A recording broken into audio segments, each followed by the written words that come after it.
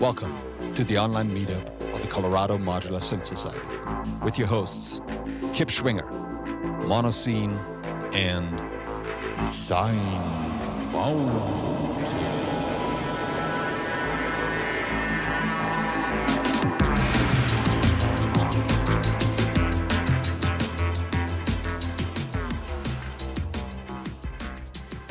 What up, everybody? Hello, happy noon. Thanks for joining us. This is the Colorado Modular Synth Society online meetup, May edition, which is wild to say, but we're here. How's everybody doing? Good, I hope I answered for you. So thank you so much for joining up.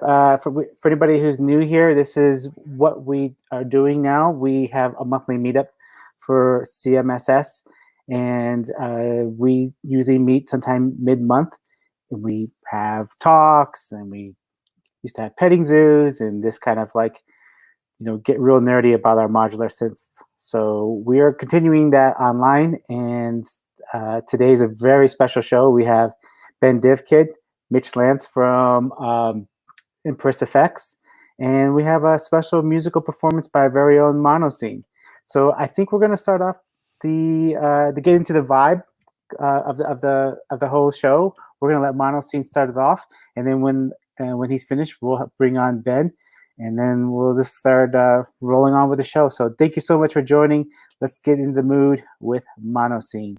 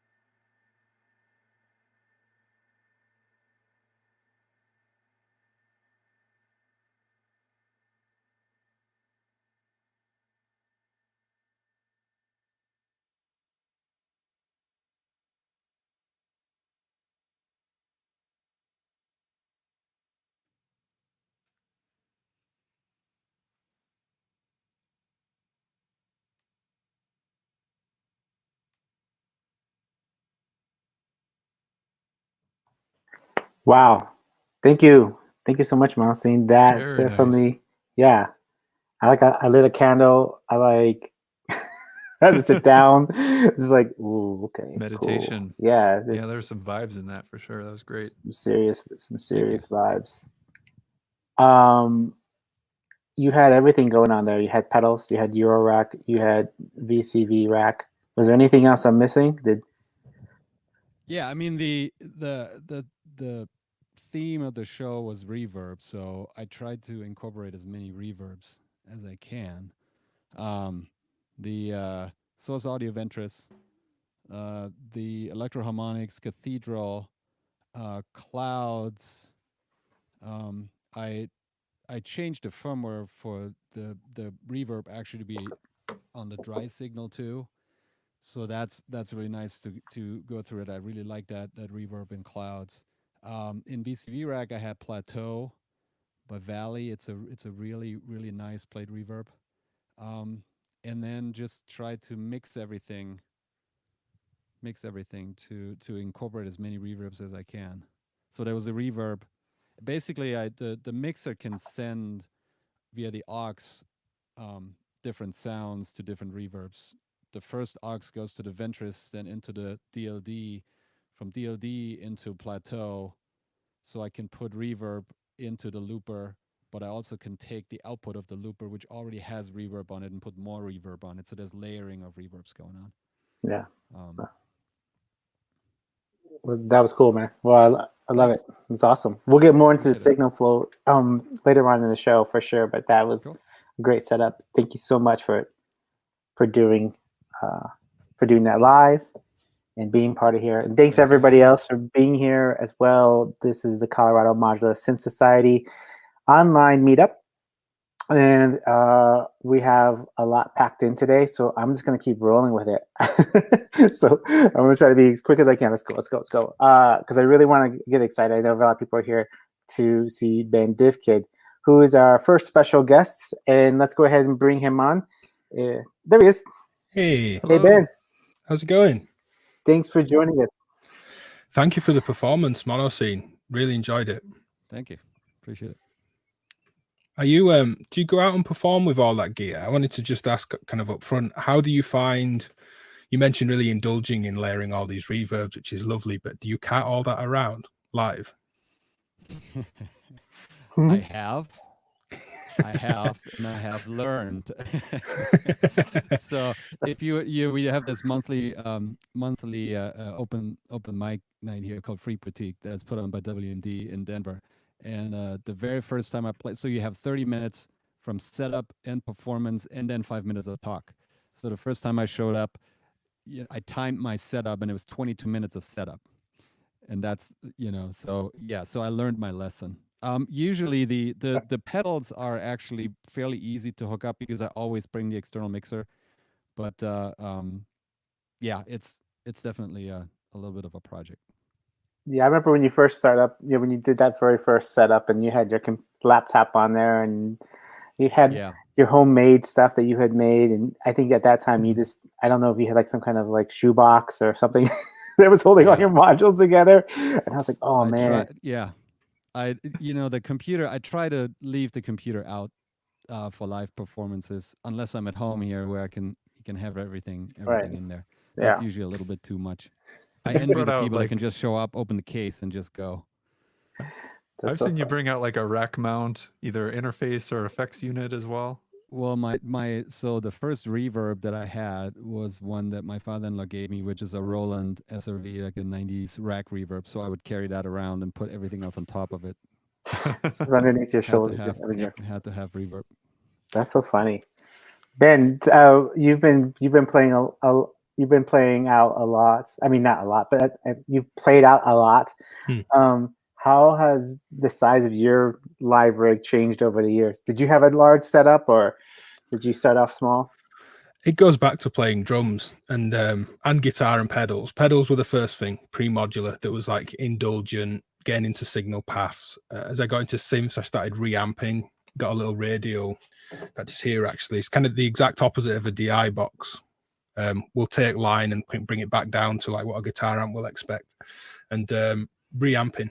synths back through guitar amps and pedals, and got a huge pedal board that I built, got sick of carting that around, went really small, guitar and amp, and then you're like, I just need some chorus for this particular gig, or whatever the effect was, and then the pedal board grew again and back, and same with synth stuff. Yeah. And same with doing kind of like the live DJ set, clip launch, looping kind of thing as well for a while with a laptop. Kind of pushed the laptop off to the side, but was definitely a necessary part of what I was doing. And then bringing an increasing amount of controllers that one little beat repeat pitch shift that I did like once in an hour set I thought was amazing and needed its own fader. So that warranted its own controller. And it's like, no, you don't need all that rubbish. There's obviously some amazing DJs with a pair of decks and a mixer. So I thought I better just get good at the core of it. Maybe stop hiding behind the gear. But modular wise, it depends how long. I mean, I've not done that many modular performances. I really burnt out playing in bands and was quite happy not to gig for quite a long time, truth be told. So getting into performing modular was a relatively new thing, even though the kind of channel and modular's been around for 7-8 plus years. The last performance was actually over in Seattle in October, and that was on a borrowed system. I gave Bradley, that organized Velocity, or one of the organizers, a modular grid. So let's get as close to that as we can. That's kind of the current live case, as it were, a 12U setup. And then we'll see. I mean, a cubic chord couldn't be found in Seattle or Portland to save our lives. That's wild. Yeah, I mean, it was like all the shops had sold out. No one seemed to have them. Friends of friends, it just couldn't find one. And that really threw me, because you get individual voice outs and a chord out. And I like doing things live where I can have the chord in my mixer, and that can just be a droning chord bed, and I can play with effects and textures and sample it and loop it. But having individual voices into, say, a sequential switch meant I could then make an arpeggiator just by having the switch.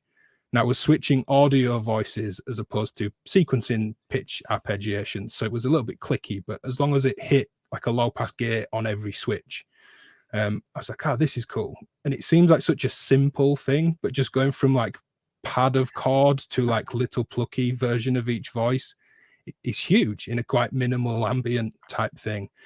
So it's really gutted I couldn't do that. And it's like, all right, that's like 5 minutes gone.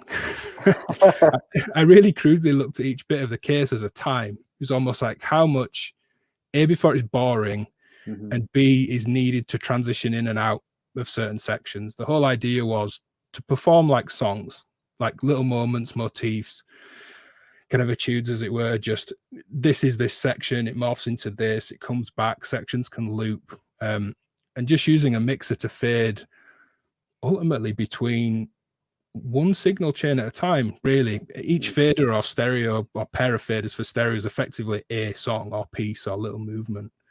So it's a really different way to perform, but I think it was quite good. Yeah. Truth will be told, when I share the videos, I do have a video from it to share, and one from we went up Mount Rainier in kind of wider Washington. I think it's the second largest mountain. Not that we got anywhere near that high, but DB Powlin took us up there with a big battery, and it powered a 12U case, just recorded a performance, stunning scenery. So yeah, we'll see kind of how it went down when I share it. But yeah, 12U felt right and comfortable.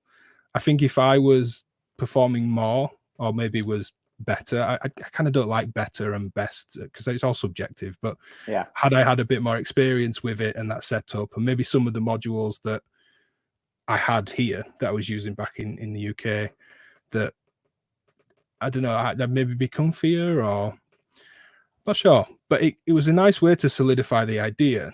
I'm often more interested in process than, I mean, I demo gear all the time. Of course, I like gear, so it's stupid to say I don't. But I was more interested in the kind of intention of each piece, as opposed to like obsessing over each individual module. So really, it's quite cool that I couldn't get the chord and that I couldn't get some of the other modules. It's like, well, if I can get similar, it's proof of whether the core idea works or not. Am I just indulging? And maybe that's fine, because let's face it, most of the audience would be into modular and would probably also indulge in the gear. But it is kind of musical proof that the idea is good or not, and that kind of remains to be seen. But yeah,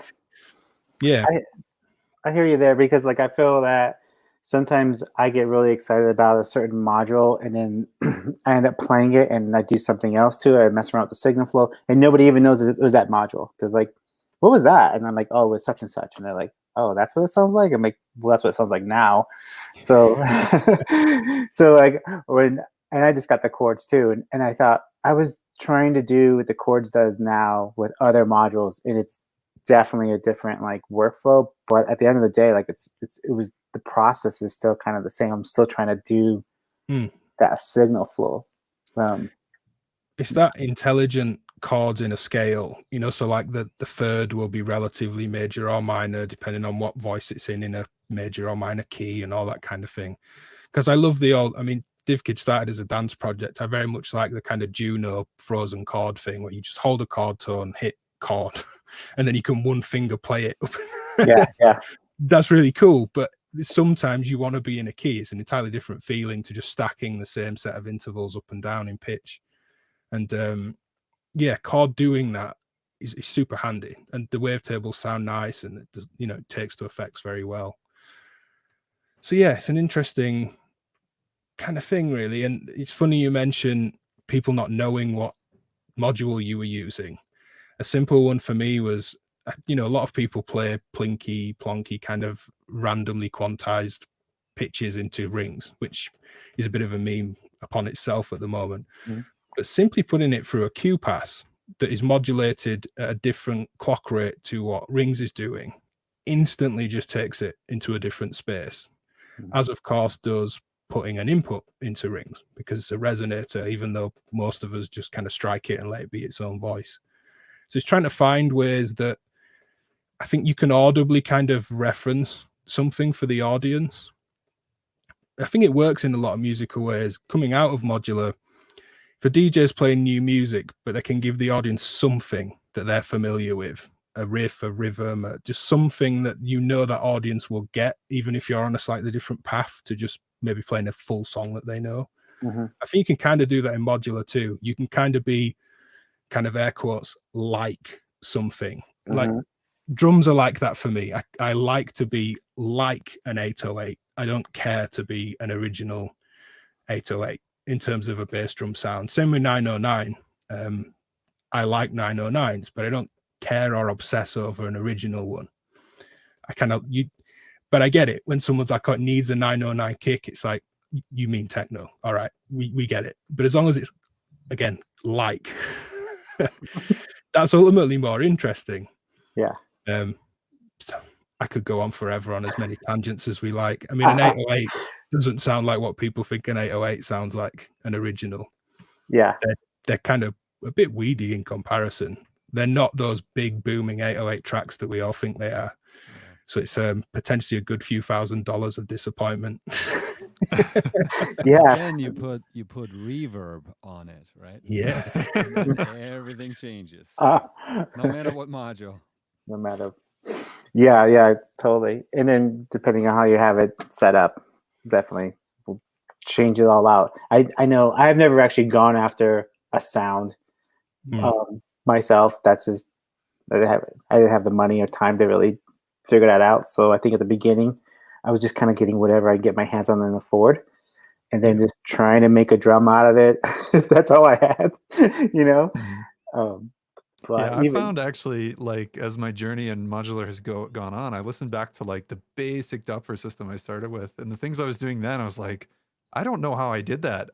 You just so much creativity comes from just like, I only have this stuff and I just have to figure out how to use it. Where now, like, I've bought modules that I think like I want this and I want to be able to do this, and it becomes almost prescriptive in a way that like limits creativity. I'm trying to get back to that starting place, and I'm not really sure how, other than just like, I'm going to use these 3 modules today or something like that.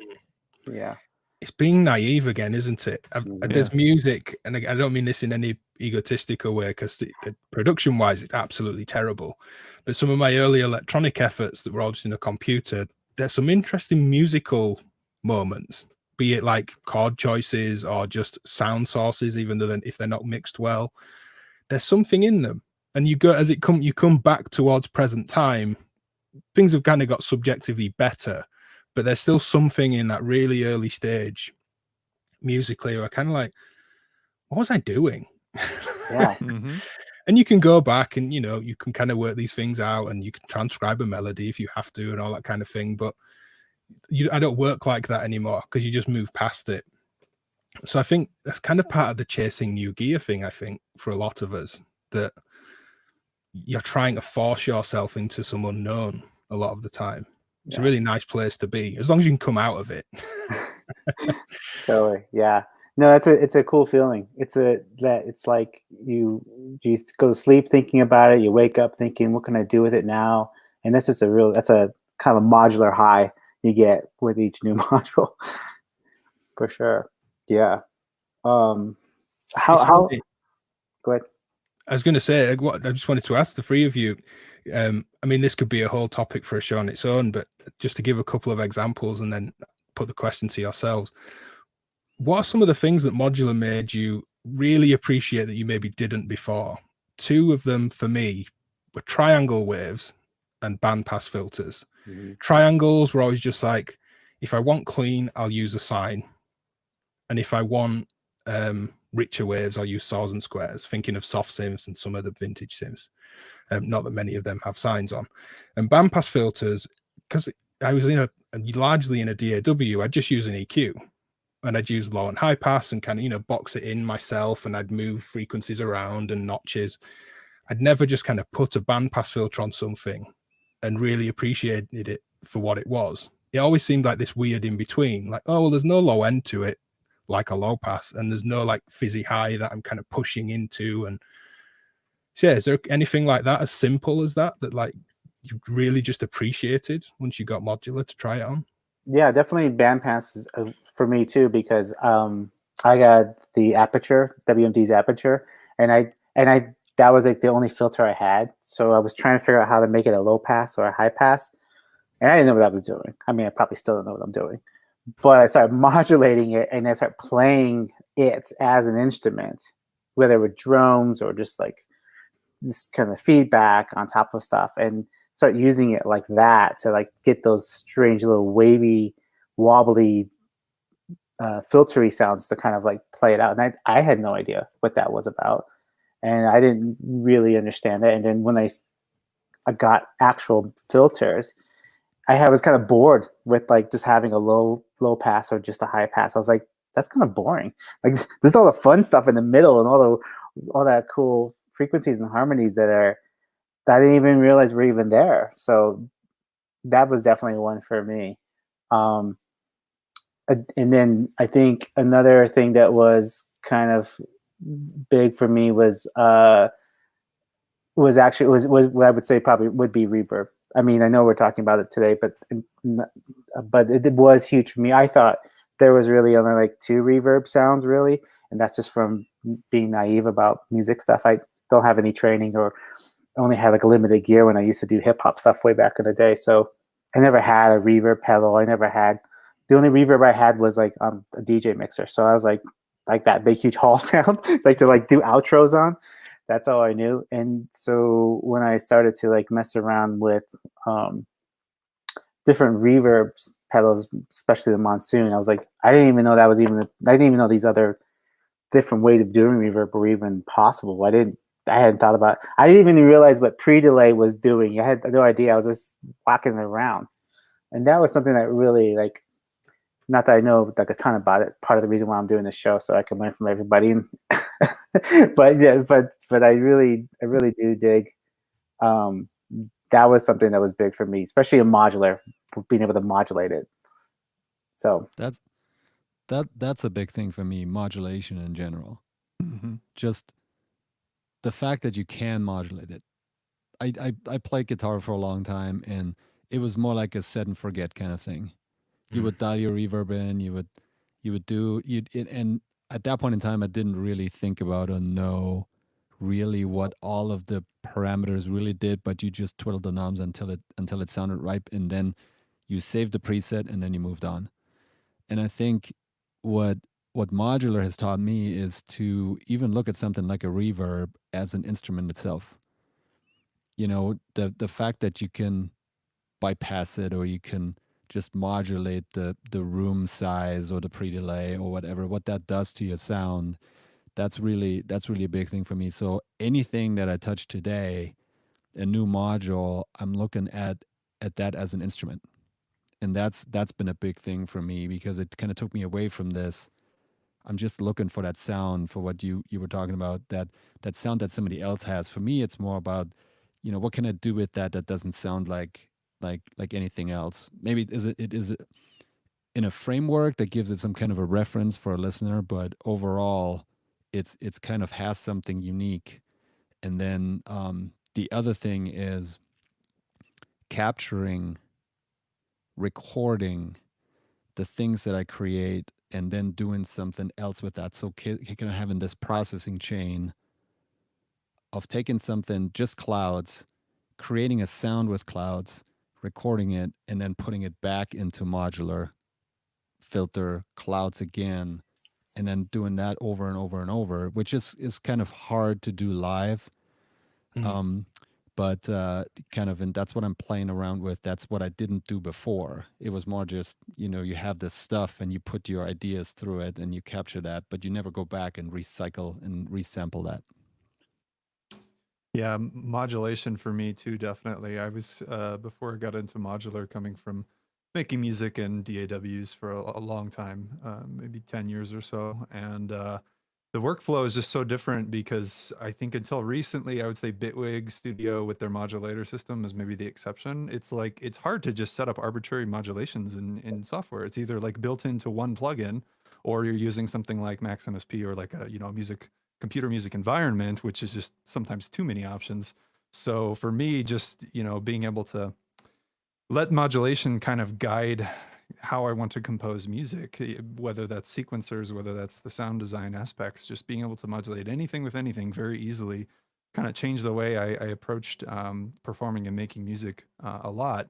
I think that just the directness of it, and it's kind of ironic. I was having a conversation with one of my friends recently about, modulation is expensive in your rack, quote unquote. Like one LFO can take up like 8-10 HP sometimes, depending on what you have. And that's just one wave that's going up and down. It's very cheap. It's very easy in software. There's nothing particularly special about analog modulation other than the immediacy. Anything can plug into anything, and it's so easy to set up. And I think that's what makes it special. Also the limited capacity of it too. Maybe you just have a few LFOs in your system, so you have to use them effectively, or, you can't just throw modulation on everything. And those kind of limitations, like I was saying earlier, especially in the early days of my Eurorack journey, just so many like creative ways to try to get more sound, more capability out of a limited system. I miss that. Yeah, there's some really interesting points. A really nice point there from Monoscene, that resampling reverb. It's like that resampling, like drum and bass sound design, that just kind of you cycle around this resampling process all the time. And I remember watching, although it wasn't resampling, but you get the same effect when the granulator came out for Ableton Live. That was Monolake or Robert Henke. He was playing this. He just struck a glass and then granularizes it. It feels like this long, dense sheet of ice like reverb. But as soon as the kind of fingers come off the keys, it stops. And I was like, you could do that in a sampler. I just have to bed the reverb into the sample, and then I can have no release time or a very short release. And that in itself is a really odd thing. It's like, it's interesting you mentioned hip hop, David. One thing I love about that is when samples come from vinyl and there's noise and vinyl crackle, but it's not a constant bed.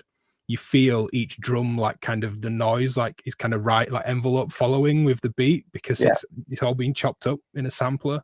Yeah, man, I love that. Yeah, it becomes part of the percussion in some ways. And especially like some of the old jazz stuff, and it's got and it's like, I remember with old samplers like SP 1200s, all those stuff, like sometimes you just couldn't get that out. That was all so you had to work with it and just kind of build it in there, try to mute it out a little bit. But like we didn't have, well, at least the people I was running with, we didn't have DAWs or any kind of EQing. And most of it going. That's another thing that I learned to appreciate, is the imperfection. When you have somebody, I forgot who it was. I read it online somewhere. Said if you want a perfect sounding signal, use software. Hmm. A perfect sounding signal with Eurorack hardware makes not a whole lot of sense. So when I put my phone on top of my cable stack here, when the cables are plugged in, and there's like interference and all kinds of noise going on, that can actually be a really, really cool thing, and not like just like a gimmicky effect, but kind of taking that concept of this interference and noise and imperfection of things, as part of the art, as part of the sound, is, I think, another interesting thing.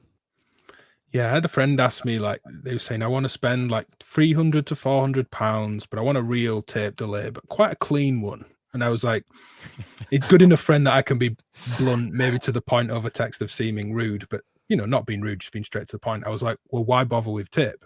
He's like, oh, I want tape delay. I don't want a digital delay. I'm like, yeah, but if you're not going to embrace the noise, the wow, the flutter, the saturation, like emulations are really good. Like the Strymon Volante, Matthew Shaw brought one round, friend of mine, and great producer, composer as well, comparing it to the tape delays. And it doesn't saturate anywhere near the same way, but it's a hell of a tape delay emulation, as is something like a Magneto. And it's great. You get all these flavors that are clean. I was like, just buy a pedal. It's like, oh, but I want tape. And I'm like, well, all the lower end stuff's all junky. And I have a couple of those and I love them, but that's why I love them. I like this junky, trashy, noisy, saturated, as long as it's not mains hum, which you can usually denoise out anyway. Like I don't mind hiss, top end noise, all that. I just don't want the like in the low end. Anything other than that is game. And exactly what you said, I'll go in the box if I want clean. I have the option. Yeah. So I'm all for embracing it. Yeah, Jacko in the chat said it was Emily from Mutable Instruments who said that. It's funny mentioning LFOs as well. Having just a couple of them early on made me really appreciate utilities, like just 2 LFOs and a VCA, and one of them controls the level of the other. And instantly it feels like fluctuating random, because if they're free running and they're not related in tempo, all right, it's a steady wave, but its peaks are shifting all the time. And you're like, oh, that's why we need loads of VCAs and mixers. There's a little bit of chat about aux, not that I need to get into pitching my own module. It's not in stock anyway, so no one can have any at the minute. But mixing them is one of my favorite things. And because they're free running, it just feels like this stream of fluctuating random, a bit like the middle output on a marbles. It's just mixers, VCAs, all the basic stuff. It really made me, well, I didn't understand signal flow until I got into modular, truth be told. Yeah, me neither. I thought I did. I did what I think a lot of people do, and maybe even some people watching are going through now. If I bought an envelope generator and I'm like, where do I plug my sound in?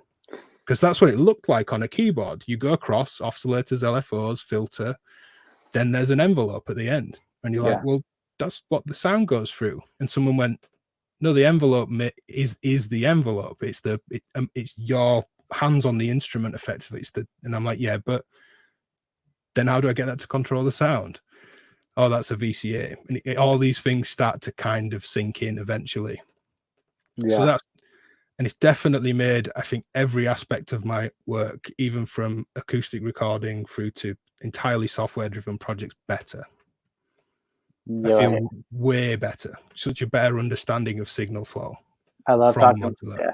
And I feel like this talking about signal flow has made it easier for me to talk to people who don't do modular. Like it's cool to talk to my guitar ambient friends. It's cool to talk to like other people who are really into computer music.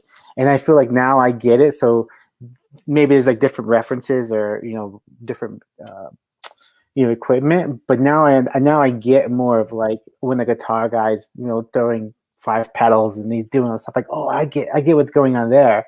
But I'm breaking it down more to, like you said, like even the envelopes of like the actual strumming, and that's like we're just getting even more microscopic on the signal flow down to the actual touching of it all, I guess, and twisting of knobs and voltage and stuff. So since we're talking so much about signal flow, since we're getting into module stuff, I think it's now the really good time to bring in Mitch, because Mitch from Empress Effects is gonna talk a little bit about the Zoa and then the new Euro Buro. So we gotta get him on this because I know if you've watched his YouTube before, like he's definitely got some cool stuff going on there. He's talked about like the way he does modular stuff. So let's bring in Mitch from Empress Effects. Welcome, Mitch. Hey, what's up, guys? Good How to are see you? Hey, Mitch. I'm great. Yeah. How are you doing? We're doing good. We're doing good. We were just talking. We're just already going into the deep end and talking about modules and signal flow and stuff like that. And I was just watching one of your videos the other day about how you were setting up your case, and I think this was before you had the Euro Bureau in that case, and you were kind of going through how your thoughts behind your I don't know if you still have it. I think it was like a smaller like wood box. Yeah. It was like a smaller box though, right? Yeah. It had to get bigger. My case now is it doesn't have a Euro Bureau in it. I call it Zebu is an easier way to say it. Cebu.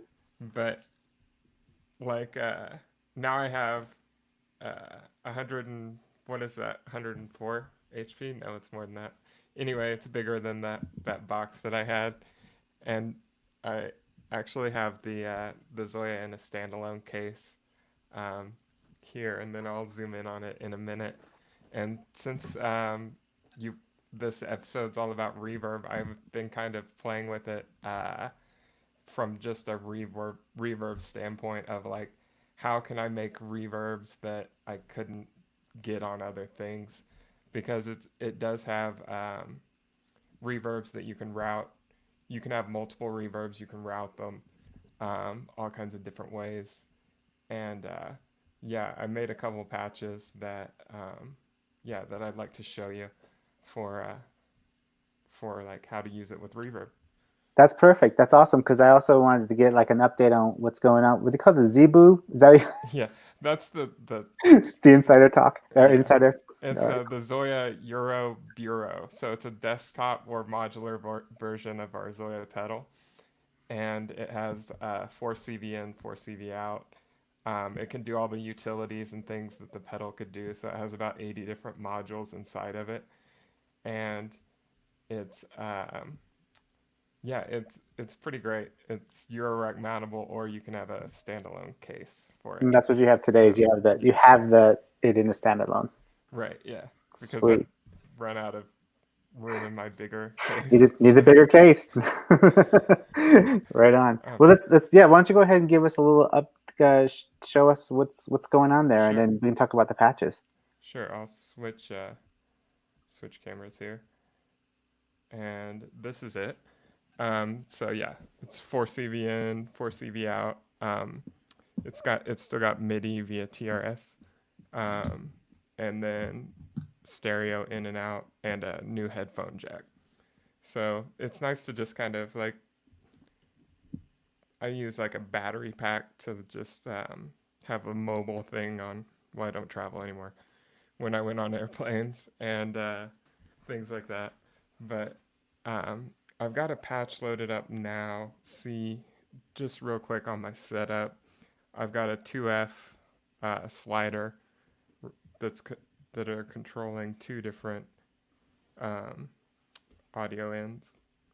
And then this is my sequencer, and I'm sending gates in on 1 CVN, and that's about all I'm doing besides reverbs.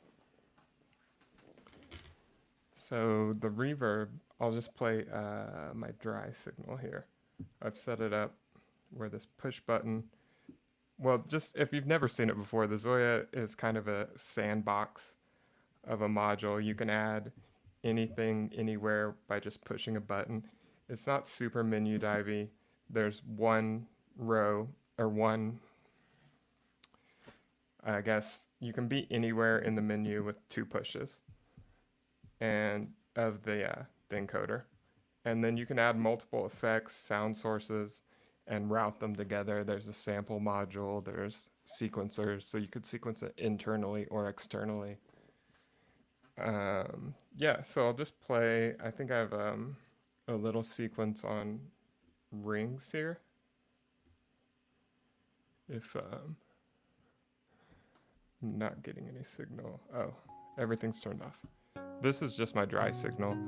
It's kind of simple, but what this patch is doing is it's a parallel reverb, because a lot of reverbs, it's kind of popular to have the dual reverb thing, but for me, like 2 reverbs gets really muddy really fast. So I like to run them in parallel instead of in series.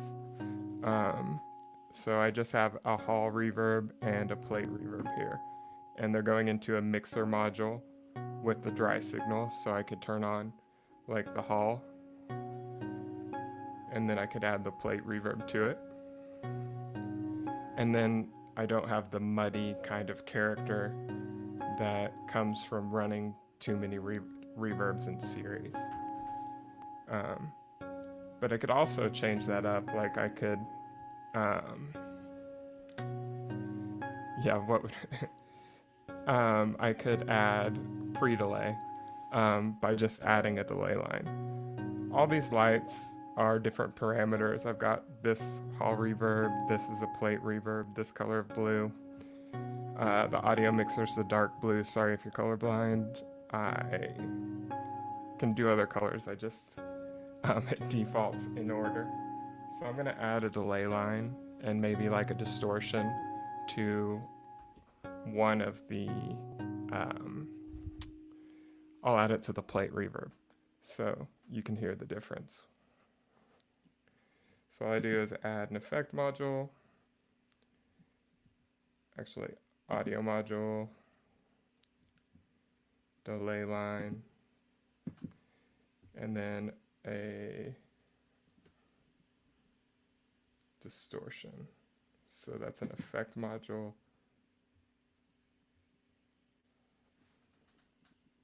Somewhere in here. Overdrive and distortion. And you just click it. And I've placed, so those, to patch those together, I just use my fingers.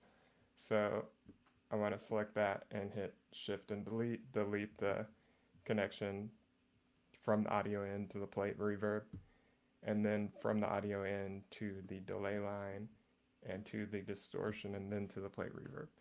So now, oh yeah, so this is a prototype and I broke this encoder because I've taken it apart like 5 times, and last time I did it all sloppy and I broke it, and I'm waiting for a replacement from Canada. But that's why I'm turning it like 20 times. It shouldn't really do that, but. And just remind all the folks at home that Mitch won't be building your Zoya. No, I will not. That's a guarantee. Yeah, promise. Super standard though. People don't see that behind the scenes, but these things happen. It is a prototype. Yeah. Right. And let's see what it sounds like with distortion. That's just the dry signal. And that's the distorted plate kind of sound. I can turn the gain up,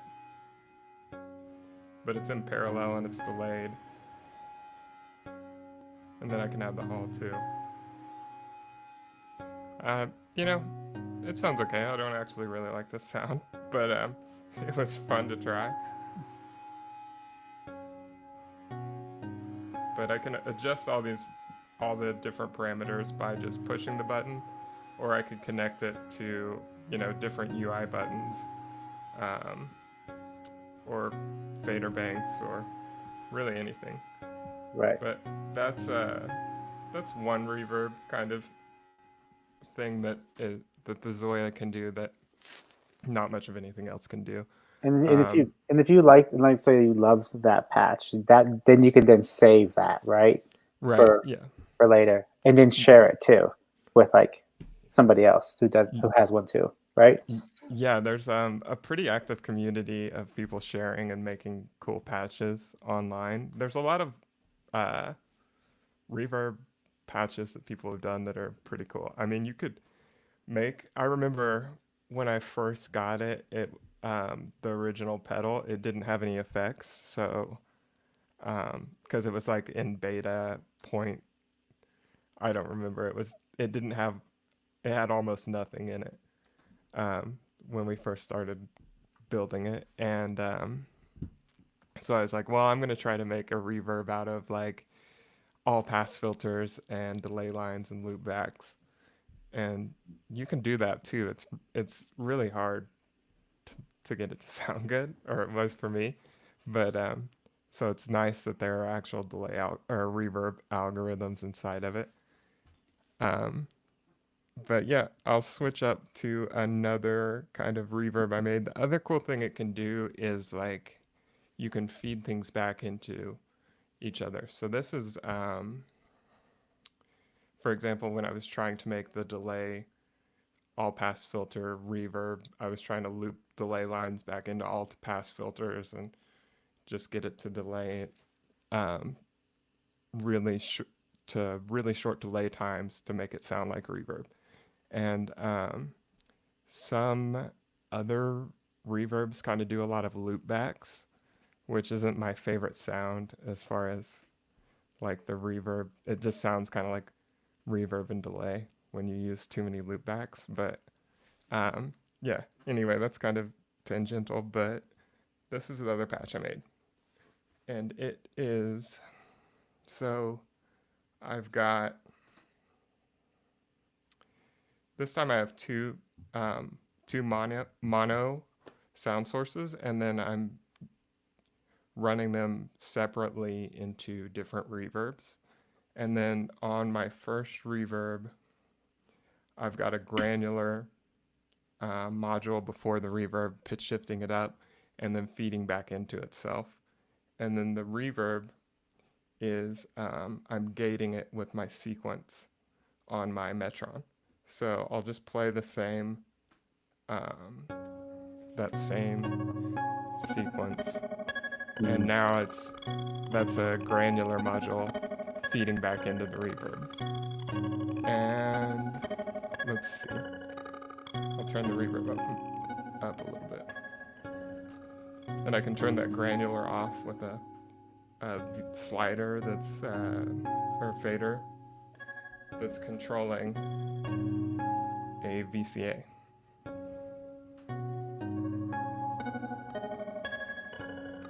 And then I open the VCA. And then I close it. And then I can gate the reverb.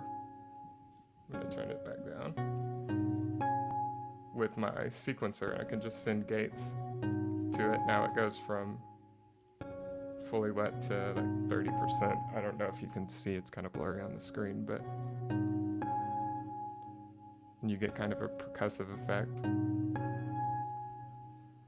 And I could send bursts too, and maybe make kind of a glitchy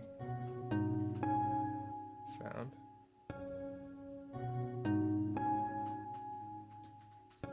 Yeah, it's kind of subtle, but yeah, you can control your parameters of the reverb with the rest of your system. I could, send let's see. I could modulate anything with like, I'm going to go into a DivKid oct.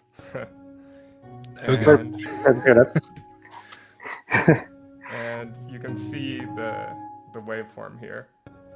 You can see the triangle wave. One of Ben's favorite. And yeah, I've heard he likes this one. But, I could plug that into like, I guess I'll just do the decay time. I'm not sure how interesting that'll sound, but, and then you don't need to, you can attenuate it here between the connection when I push it. So I'll just make it a 40% connection. And then you can see I'm going to slow down. You can see the, how the oct is modulating the reverb decay. Nice. Yeah. And let's see. The other reverb is kind of just like a classical, kind of a standard delay and reverb combo. And I like to use ping pong delays with reverb because it gives it more of that stereo spread. So I'll trigger this. Let's see.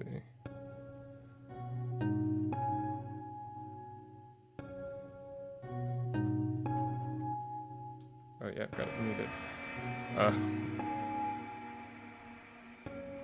Anyway, that's the BIA into a filter into the reverb. And we could add a filter, you know, right here on the Zebu.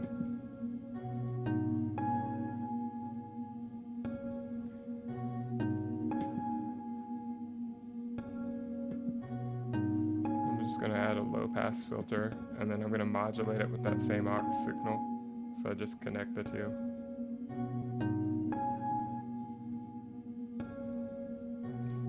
And connect it to that.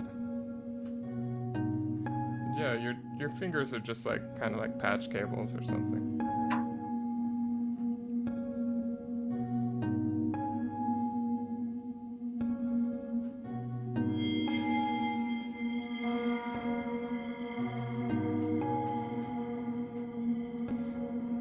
And I can attenuate that too, because it's going all over the place. But yeah, that's the kind of general idea of what you could do with reverb and the Zoya.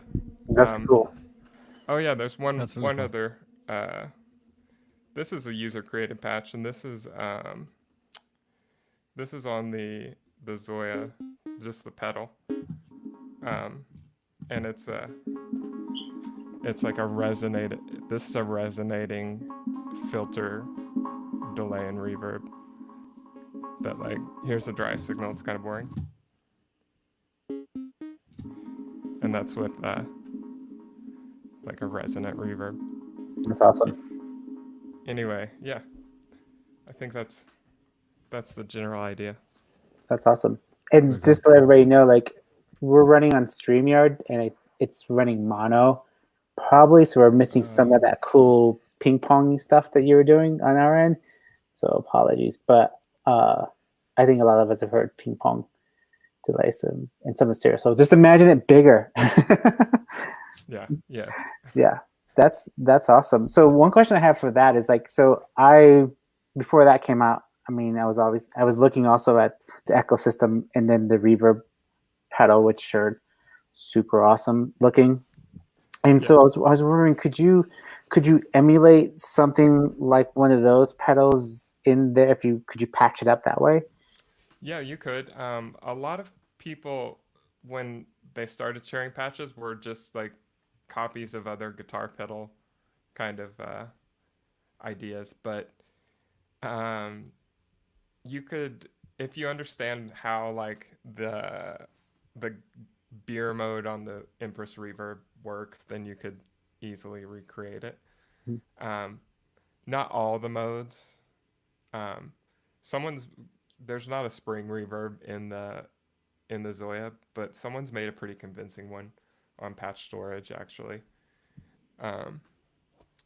And yeah, there's a really good, like, a lot of really good emulations of other pedals on the page. not all I don't want Empress. to like no. Actually, surprisingly, that people haven't really been copying That's wild. our other pedals as much as they have other people's pedals. Like, I don't know why. You could, but yeah.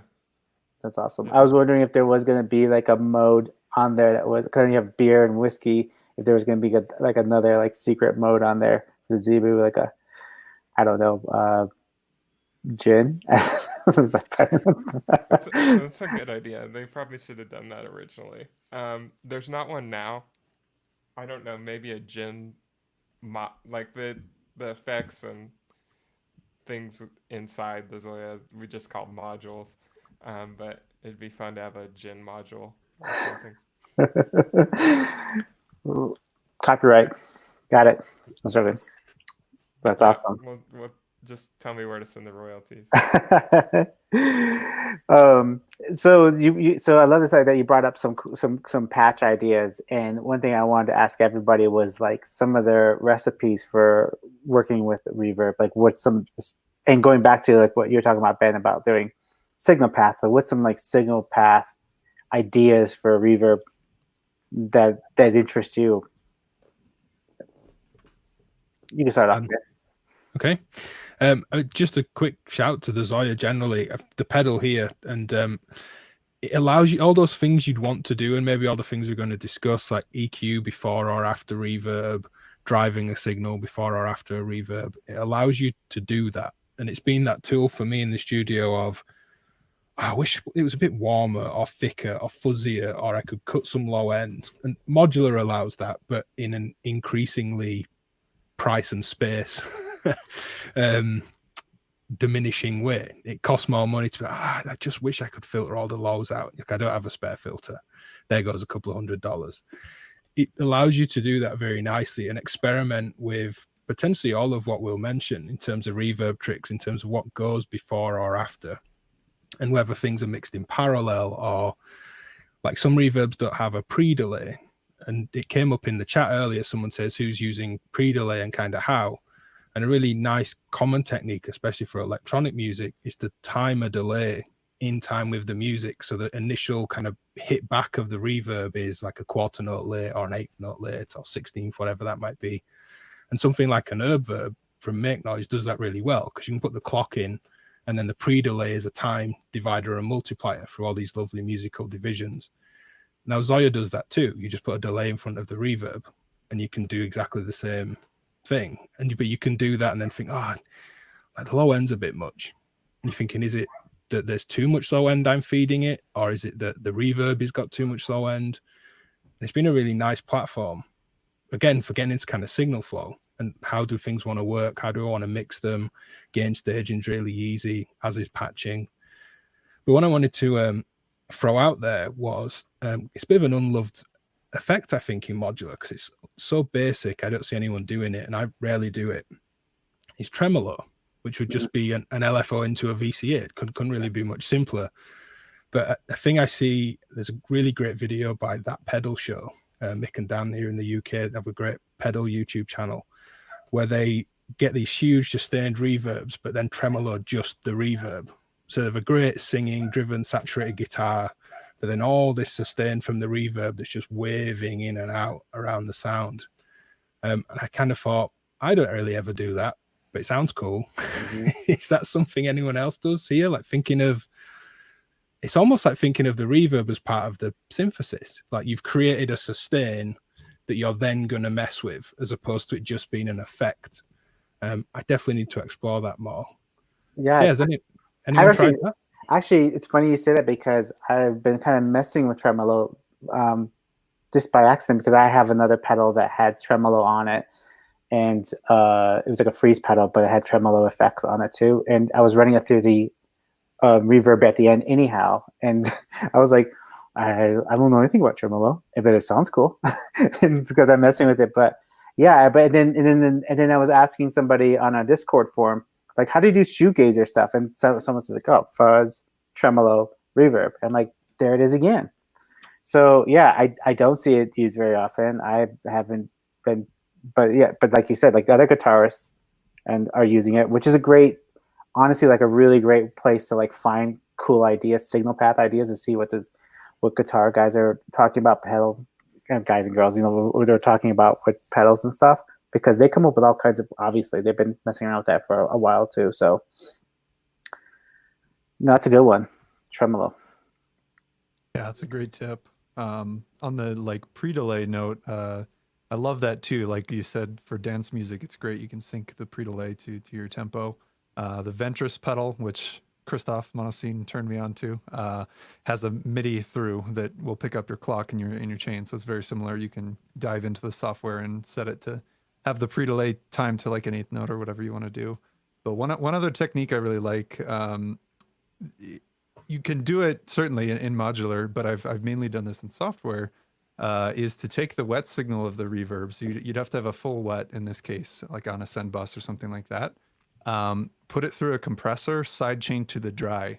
And what it does is like when the dry signal is playing, there's no reverb at all. And then when the dry signal fades, the reverb comes in. So what it sounds like, it just makes it massive.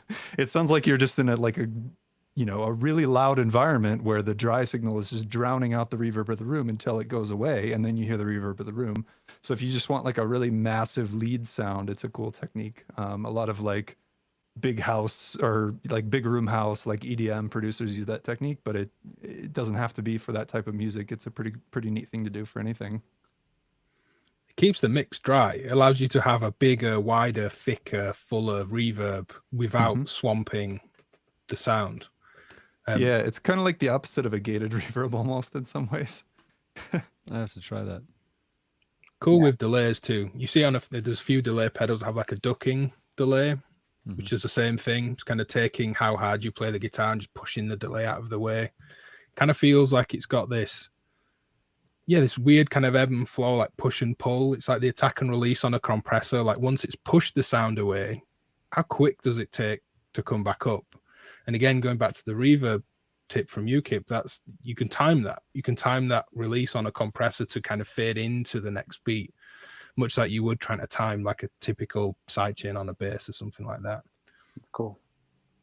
For me, it's I use a lot of reverb, obviously, as you could hear today, but I started EQing and filtering the delay to make it sit nicer with other parts that have reverb on it too. I used to just drench everything in reverb at the master at the end, but I've been more selective about using the reverb as a part of that individual voice or that individual sound, and how to kind of mix them better together.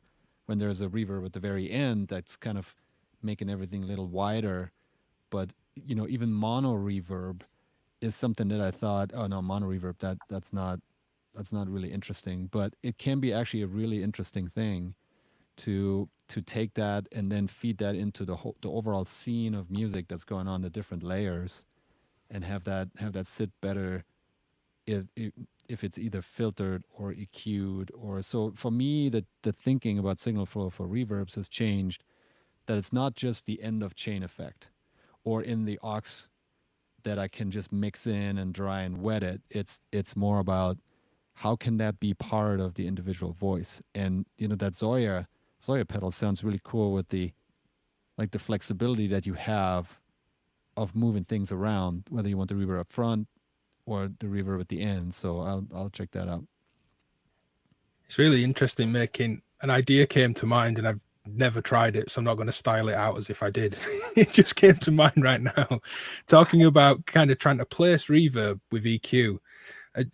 Much easier in software because you need multiple instances, but I'm sure lots of us have either pre or post reverb tried to EQ it into a mix somehow, however big or small that reverb is. But I wonder what having multiple instances, say 3 of them, all with different EQ or filtering before them, so you're sending into like the high reverb, because when they're actually different reverbs, which is how I have done it before, it can get really messy, being like, oh, the high end sounds lovely on this plate, there's a really like wide mid lushness to the hall, and you're loading different plugins on sends, but they don't necessarily stack very well. Whereas I think if you made a reverb that kind of universally sounded good across the project, it just needed pushing into a mix somehow, you could probably have like a high reverb, a low, or low mid, and then mid, and one that's a mono version and stereo. And they should, if the reverb settings stay the same, it's just the EQ or filtering around it, all just blend really nicely, but be more flexible. I'm squirreling away, like hammering the keyboard just to type that out to try when we were done. Do that. Yeah, like when I first got started modular, I didn't have any effects modules in my rack, so all I had was this DJ mixer, and it had a really sweet reverb on it. But that's what I would do. I would put all my channels in there, and then I would use the EQs on the mixer for all 4 channels going into it to kind of balance it out. Because you're right, like if everyone's playing at the top, then it could do one thing, and obviously on the bottom it gets real muddy. That was like now I'm always looking at like EQ modules because I'm like only so I can just use my so the reverb like lays in the song better. That's at least the idea. Another really cool tip I saw come up, I think it was Don Gunn on Twitter, who people may have seen around Valhalla DSP. I think he's friends with Sean Costello. At least I seem to see them tweet at each other. That tends to be how the algorithm feeds me their posts.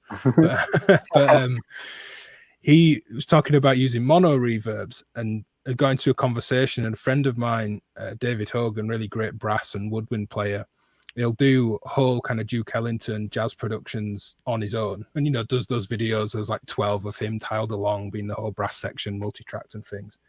And a trick he put me on 2 years ago was to use a mono reverb and pan it the opposite direction in an evenly opposite amount to the dry sound. So it'd be like, right, my main soprano sax is hard left, its reverb is hard right. There's a left and a right trumpet with opposing reverb, and kind of thinking how it works nicely with a string quartet as well, how you'd go kind of like violin 1 and 2, viola, cello as you go around, and have the reverb go the opposite way. It means you can really hard pan the dry sound and still have this kind of space around them. And if it's a nice convolution reverb of a space you would expect that group to play in, like a concert hall or something, it's incredible to listen to. The kind of stereo soundstage is beautiful. Again, very software heavy, because who's got a reverb for every single part of a track that you can pan around? Yeah. But really worth experimenting with. You could probably start small though, right? Like you can just try 2 voices and just try that effect on patching it. If you have 2 mono reverbs, which some of us may have, might be fun. You could do it on Zoya. Just treat treat it as a dual mono device instead of a stereo. But yeah, then as you get to 4, you'd need another Zoya. You'd have to keep going, which would make Empress very, very happy. Yeah. Yeah, I hope people like it. I hope it works in a modular form, because like I'm personally much more interested in modular stuff than the guitar pedals, and I want to convince everybody to keep making. I want at Empress to keep making, you know, modules. So I think people like it. I was using 2 actually, 2 Zoyas. I sent one back, but it's kind of overkill, or it was for me. But 1's good enough. But yeah, if you want 4.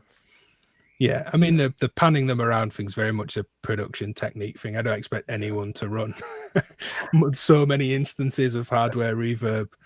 It would be such a pain. That'll be really fun, though. I like that idea. Any other recipes, signal path ideas out there? I have a question actually about the Zoya, because there's one thing I love to do in the Bitwig Studio built-in reverb and delay, which are they're fine. But one of the cool things that they have is you can insert any arbitrary plugin into the feedback path in the delay modules, or even in the reverb. I think it's in the comb, like the early stage, like the comb filters. It's called like tank insert, and you can put anything in there, and it's really cool because it like propagates through the sort of dispersive chain of those comb filters. Is that something you can do in the Zoya? Is there like an insert in the feedback path and in delay or reverb? There's not in the feedback. Well, on the delay, what you could do, yeah, is you just place a delay line instead of just the full delay module. You place a delay line, and then you place whatever you want, whatever kind of filter, and then you just connect the out of the filter into the input of the delay line, and it'll continue to feedback. You'll probably want to put a VCA in between. That's kind of what I was doing earlier with that pitch shifting granular. I was feeding the granular through a delay line back into itself, so the pitch rises. That's another thing you can do with reverb too, to get that kind of like 80s Vangelis kind of sound, shimmer that rising some shimmers seem to not continuously pitch up. They're just a single pitch up, but to get that or maybe it's not as loud, but like with something like the Zoya, you could control the amount of feedback on the pitch shifting too, where you can get that steadily rising. The Mercury 7 is also another really cool reverb pedal that does that. that has the pitch shift that rises much more audibly. But yeah, you would just feed that back into itself to Nice. get that. Yeah, that's one of my favorite sounds, that shimmer, the pitch shifted in a feedback on a reverb. I've used that as just like, you can take a simple monophonic melody and turn it into like this lush, like choral pad, like with just one twist of a knob. It's amazing. I love pitch down, I think, more than pitch up at the minute, because the pitch up, I feel like if I was to make an album, I've got like one track I can rinse that on, and then I've got to turn it off. And it's really cool for that one track, but I feel like the pitch down, because it just seemingly isn't as obvious. I mean, you've got to play a higher melody to leave room to pitch down from. You wouldn't do it with a bass line, for example, but that works really nice. I use the granular delay, the grain delay in live, in a feedback send around Live's reverb to do that. That works really nice. So one thing I was going to bring up about feedback paths, that yeah, you could just pitch shift before the input of the effect, and then it wouldn't cascade up or down. And that's quite a common pop technique for vocals, again, where you want quite a lot of reverb. You don't really want it in the way, and maybe you don't want to feel it ducking, as we suggested earlier. So just pitch the audio input up an octave, not enough to go like full chipmunk voice. But you're not going to hear it dry either. So if the kind of settings on the reverb are there enough to mask and diffuse that pitch up, and the quality of the pitch up's all right as well, sometimes hear it grating a bit, you can get away with quite a lot, which works really well. Again, really nice when there's a pre-delay. So if there's a clocked pre-delay and like a quarter note later, the sound shifts an octave and splashes into this, you know, plate or hall or nice long reverb. That's really cool.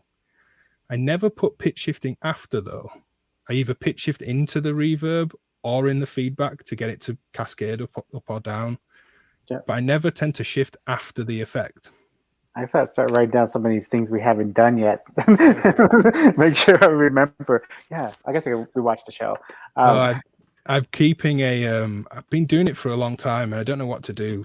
But I don't want to get into seeming self-indulgent or anything. But someone said you should write a book of all this stuff, and I have effectively like a reverb recipes PDF type thing I'm working on. But the list of potential is almost like reading an essay.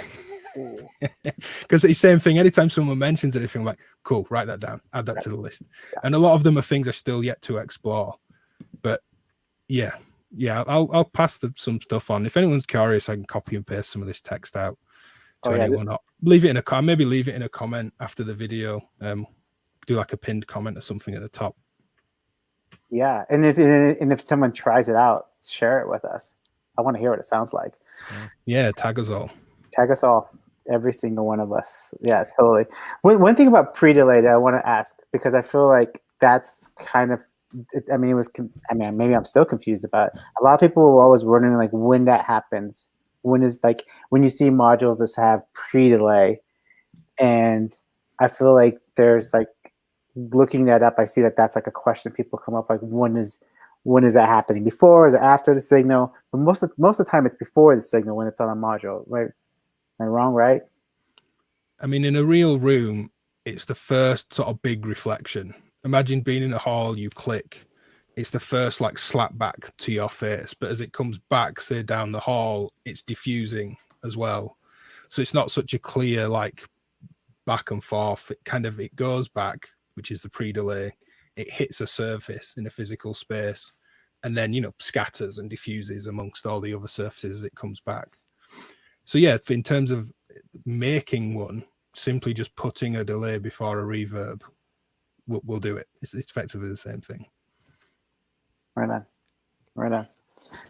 It's funny, I saw somebody was mentioning, I think it's Kevin Ricks. What's up?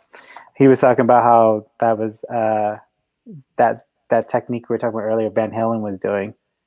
Yeah, he mentioned, that Eddie Van Halen's, all the reverb and delays off to the side on those Van Halen records. Well worth going back and listening to. It's really interesting, even if, people in the chat don't want to listen to Van Halen, just go listen to 30 seconds. There's learn from it. There's nothing wrong with Van Halen either. No, Yeah. no. But it's interesting going back through all these things. I gained a lot from, you can find stems for pretty much any big track online. I'm used to use them in college a lot. And for everyone that was into heavier kind of distorted guitars, looking at like the triple tracking of like James Hetfield's guitars on the Black Album and things like that. And there'd be people, sat there that were saying that, I don't like Metallica. And it's like, it's not really the point. Forget about the fact it's a distorted guitar. We're only listening to it for a minute, but just take this idea of this triple tracking something. It might be triple tracking a voice, and then we get into voice examples and everything else. That's one nice thing with reverb. If you're doing it on hardware, I find is treating your voice, your synth voice, like a singer. When again, maybe a bit of a pop or rock thing, but typically layering lots of performance over and over for a big kind of stacked unison. There's no reason not to do that on the synth, and maybe just tweak envelope time a touch and reverb a touch and the filter a touch each time you do it, kind of fan them out in the kind of panning of the mix. It's kind of amazing the difference that makes to, say, just slapping a chorus on the end and hoping for a wide unison kind of effect. I like that. I like that too. Okay, I tried pitch shifting. I patched up a reverb with the pitch shifting after, just to see what it sounds let's like. do it. Yeah, let's hear it. Okay. Wrong one. Let's see.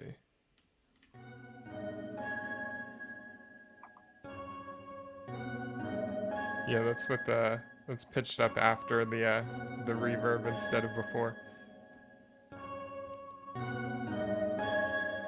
It's nice. Yeah. Sounds cool. like Caitlin Aurelia Smith. And it's modulated too, so the modulation is pitch shifting. Well, the reverb has modulation in it, so then the modulation is pitch shifting instead of being pitch shifted before the modulation too. So it has like a lot more kind of wobbly feel. Yeah, it's like blurry halo Watery to it. Yeah. That's really cool. It was interesting is any kind of pitch shifting, but a lot of the time it's a granular based thing, and there's an inherent amount of latency, and it's very small. You can just hear it in that patch, and that's enough when there isn't a pre-delay often to just get the sound like off the note slightly. It's like when a drummer plays a flam, which is putting two sticks down at once at the same time, but one is like fractionally behind the other. Really common technique on drums, but purely just adding that pitch shifting into an algorithm, it needs time to calculate the thing it's going to pitch shift, and it's often very, very quick. But you do get this nice kind of just shifting. It's like a blurring of the transient sometimes if you do it on drums. I'm gonna have to try that now, Mitch. I'm gonna write that one down. That's cool. So one thing I want to talk about too is that the different equipment we use for reverbs, obviously modular, but a lot of us are doing hybrid systems. So we're using pedals, we're using some rack mounts and VSTs. And Ben, you did like that freeze machine for Sonic State. So you're kind of in that VST world. So kind of talk a little bit about that, could you? Yeah. So the freeze machine was entirely Nick Batt's idea. We spoke about the idea and then I made it for them. So full credit to Nick for that. But he wanted a series of frozen reverb ultimately. And you see it on software quite a lot where you can turn a button on that just freezes the buffer and it just holds that like sheet of ice kind of glassy reverb thing. So you can do that by default on the reverb in Ableton Live. So the idea very quickly became, well, let's just make a simple pack. I wasn't doing any coding or anything. It's not like I made a plugin. It's all default devices in Live. But let's make a series of racks that anyone that has Ableton Live can load that you can then freeze a reverb around. And Nick wanted it, I think, mainly for hardware, but we made up some sort of instruments as well. Of course, there's the obligatory PWM frozen reverb for Nick and all kind of a few other different instruments. But it's that idea of building chordal layers, I think, was the idea. Nick did a nice video with, I think it was one of the Boomstar synths from Studio Electronics. and he kind of got a drone going on a root note, played a higher melody, froze some of that. And it's really interesting. It's a bit like with delay on like the 4MS DLD. I use that in my live case a lot as a hybrid delay looper, and simply hit the hold and it will loop. Quite a lot of pedals work that way. But then when it comes out of loop, it will decay at the rate of the feedback on the delay, because it's then, so if you've got no feedback, it will just like hard loop on and off, which can be cool. Or you can have almost full feedback, loop for a minute, and then I turn hold off and know I had like 2-ish minutes before it left. And it was a very slow moving kind of ambient washy thing, so that was pretty cool. And the same thing with the freeze machines. The balance was trying to get this, how much level do we get in? How much level do we let come out? What volume do we freeze the reverb at? Because it's one of those things that's quite fiddly. Like you make these things and it's like it's either too quiet, too loud. The thing that's frozen is completely overbearing. The thing that's not, you end up wanting to route it onto its own track, but maybe you can't for whatever reason. And in live you could, but yeah, it's just a case of building these frozen reverbs. And I've never really played with frozen reverbs. I tend to just go whack the decay up full. So it's not truly frozen, and it is a different sound. They are there. If you just search freeze machines, Sonic State, I think the actual plugin, again, not that I'm on a hard sell, I think it's a few pounds, be about $5 or something like that if someone wants to play with it. And the controls we broke out were freeze feed, so kind of how much level. It's a bit like looping, normal looping, because it's really easy to build lots of layers of sound that just either clip or get too loud.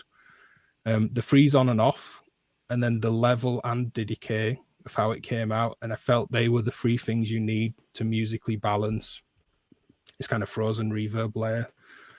And then just some nice things, ping pong, tonal shift. I built a kind of shimmer reverb path, feedback path around the reverb. But yeah, I like Logic's reverbs. There's an old one that's been in there for many versions of Logic called Silververb, and it's kind of like a cheap digital sounding reverb, but I just really like it on synths. I think it works really well, and I tend to go to it when I want width. I did a track that was all modular, her Zodiac Tree Ether, like a kind of acid type thing, and it was entirely mono, recorded on the modular. It's like, I just want width. So I put reverb in the mastering process, which seems a bit strange, but the wet is about 8%, something like that. And it's as wide as I could make it and as short as I could make it. And in headphones, it collapses into mono fine. Nothing phases because it's just a little bit of reverb. But it made a huge difference to the feel of the thing. It's just a way of adding some stereo width without doing kind of weird phase tricks that then don't work in mono. Yeah, I mean, how long have we got? I have a huge list. Be nice to maybe talk rack gear. I've never really, other than some cheap lexicons, well, a MIDI verb free, thinking of having rack gear for you, Christoph, as your first piece. I had a MIDI verb free on my little Marshall guitar practice amp as a kid, kind of half rocking on and off the handle. It was on top of the amp because I didn't have a rack. But I've not used any more high-end kind of rack gear, just, you know, cheaper low-end lexicon stuff. Yeah, and that Roland one that I have is not like a super high-end one, but it has a lot of sounds in it, and you can MIDI control it, and that's something that I started doing is, you know, putting MIDI signals in, bypass on and off, modulating it that way. You know, even with a rack reverb via MIDI, you could do that without having to have, you know, CV inputs. So that worked really well, but it's a pain to lug around. So I like a little pedal. The one thing, Ben, that you said about the freezing, that was something that I was really looking for in a reverb pedal, is to be able to hit a button and then just freeze it. And David was talking about some freezing pedal. That might have worked too, but for the reverb specifically, that ideally you could freeze it and then still have, like, I want to create a pad with it, and and then put that to the side, let that be the foundation, and then still have reverb coming through to go and work on the melodic material that I'm putting through it. And the two pedals that I have here now, the Ventress, it is a dual reverb, and it can freeze one channel and then apply the other reverb to the material coming in. So sometimes what I do is I freeze. I have the really big echo dome thing with E-dome, what I call it, that on the first channel, freeze that, and then do a shimmer on the second channel. So you get that really bass layer, and then you get that shimmery thing going on top. And the other pedal, the Cathedral, is actually really nice too. You can just crank up the decay all the way, and then it just infinitely holds.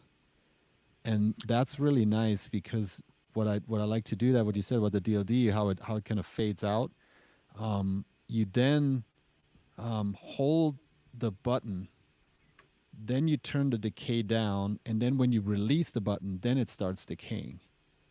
So there's a lot of these little things that I really like about that pedal that are really musical, where I can just really freeze at the end of a track, really freeze a lot of layers up and make it really like cloudy and really, really, really big, and then just hold that button, and then when I just release it, then it just fades away.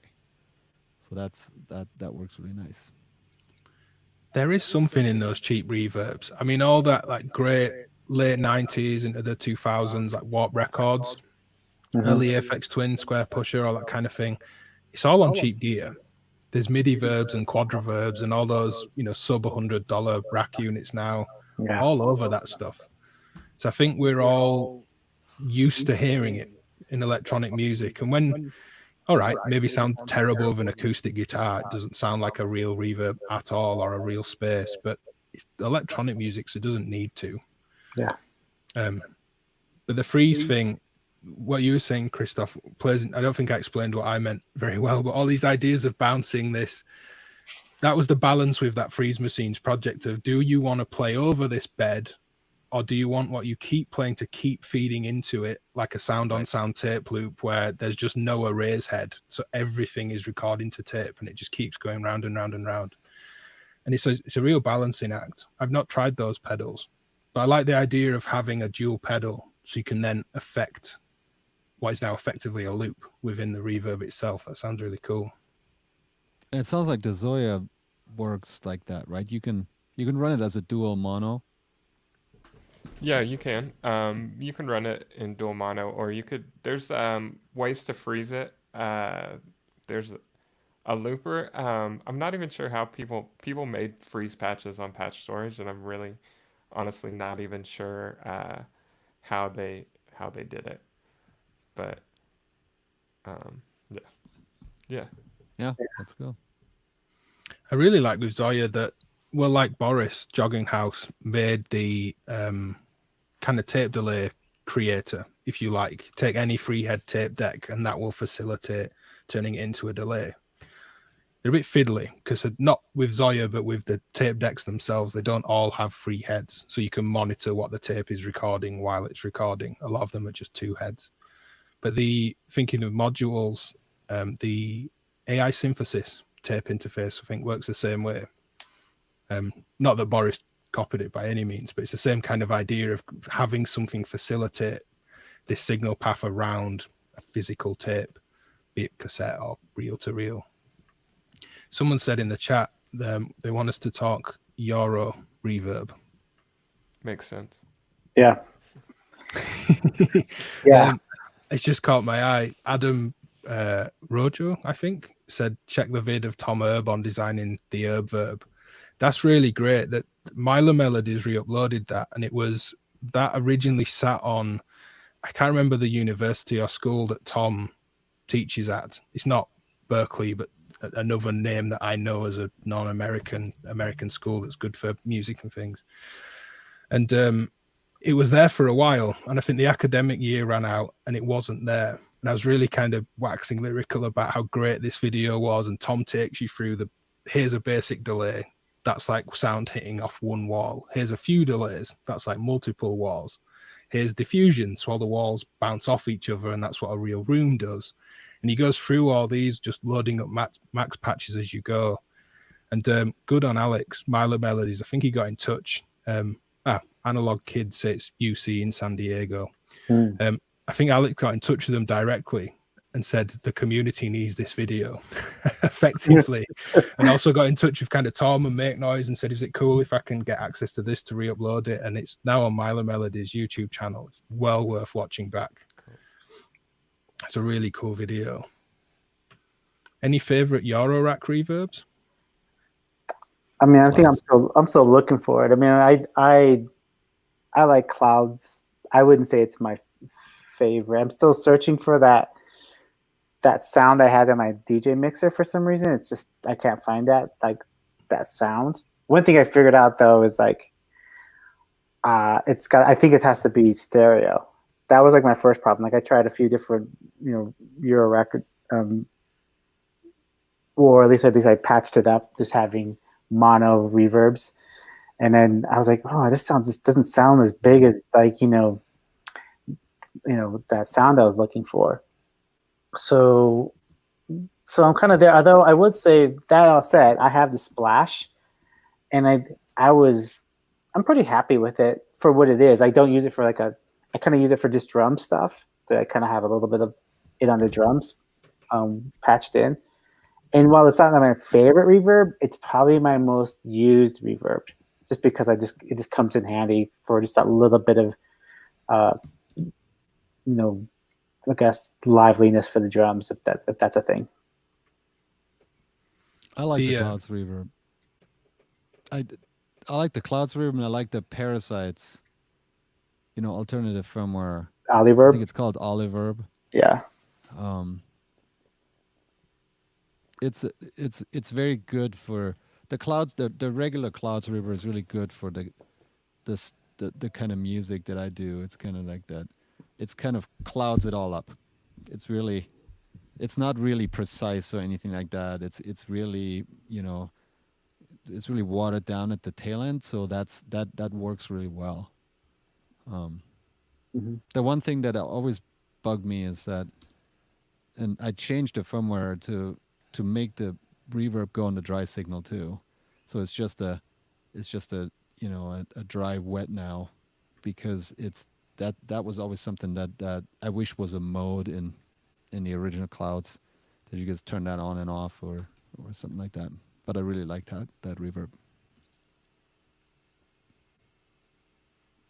Who else? I was just going to say that the digital brick, I think it's Accutronics that build it. It's meant to be a spring reverb emulation, but it's not. It sounds more like a reflective room than a spring.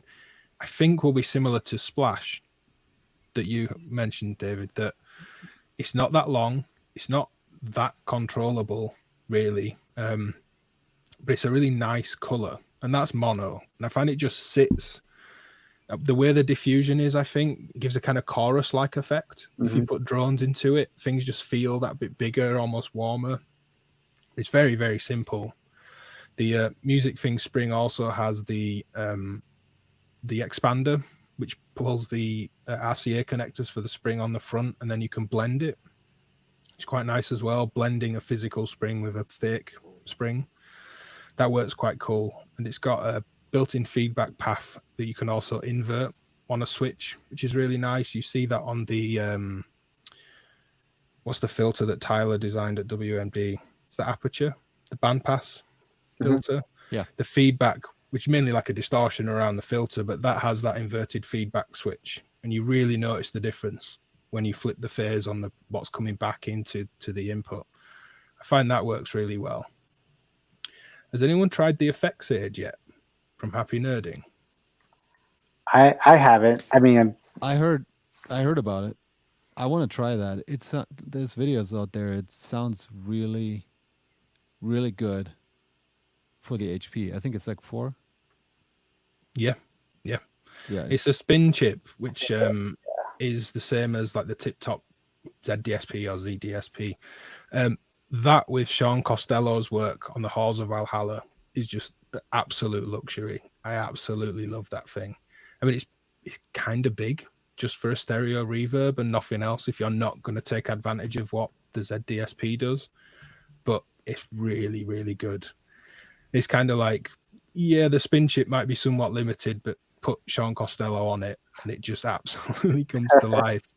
The reason I mentioned the effects aid, I noticed a few people in the chat have as well. Igor just seems on fire. He just seems to be like, oh, I got a Big Sky pedal and I looked at all these modes and here's like my approximation of what they're doing. And they're not all totally close, but he's also not trying to clone a Big Sky. But the flavors there and the detail and the modulation and the kind of length and depth of sound. I don't know if he's doing the DSP himself or what, but there's updates coming left, right, and center.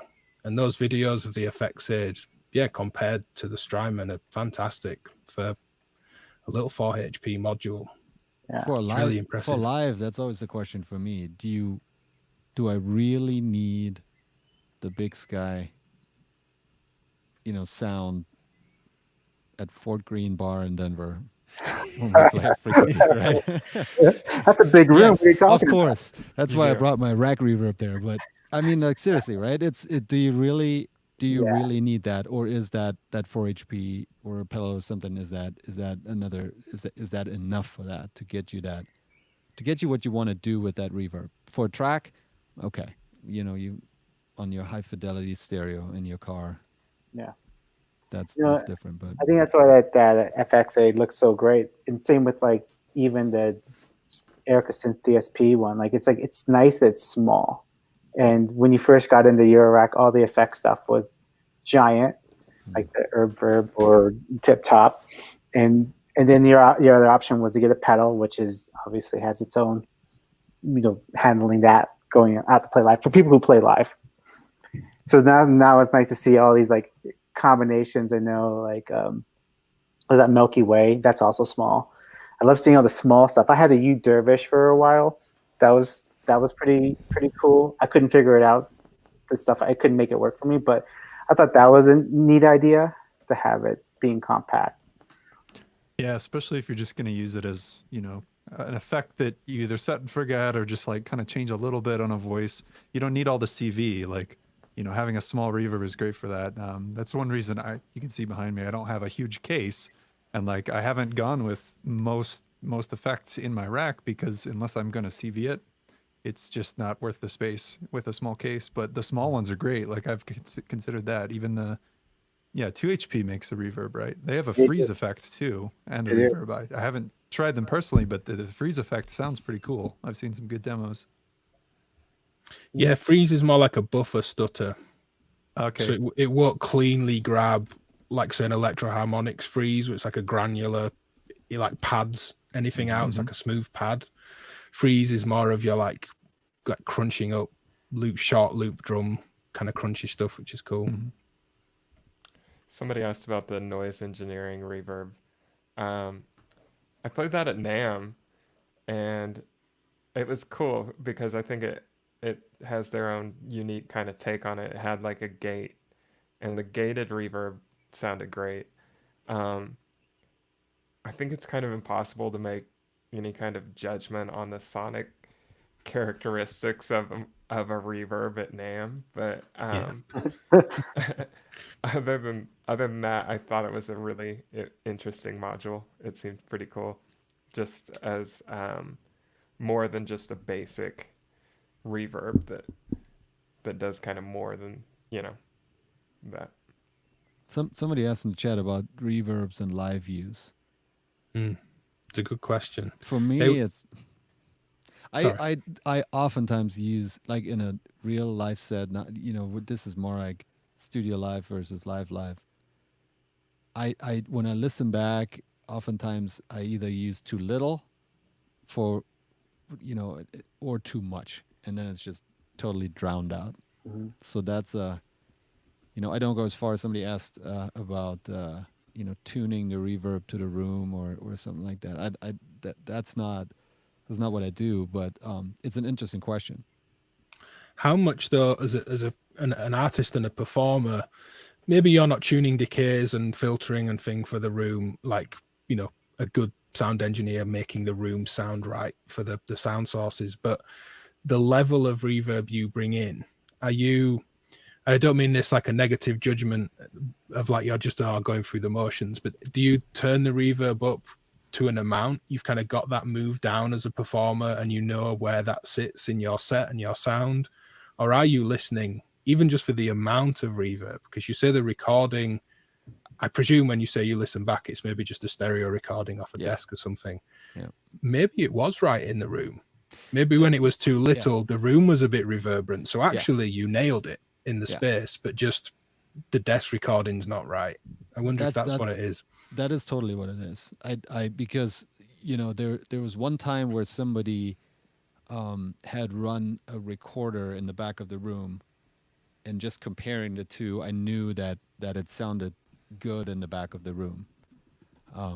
So, but that's definitely so for me.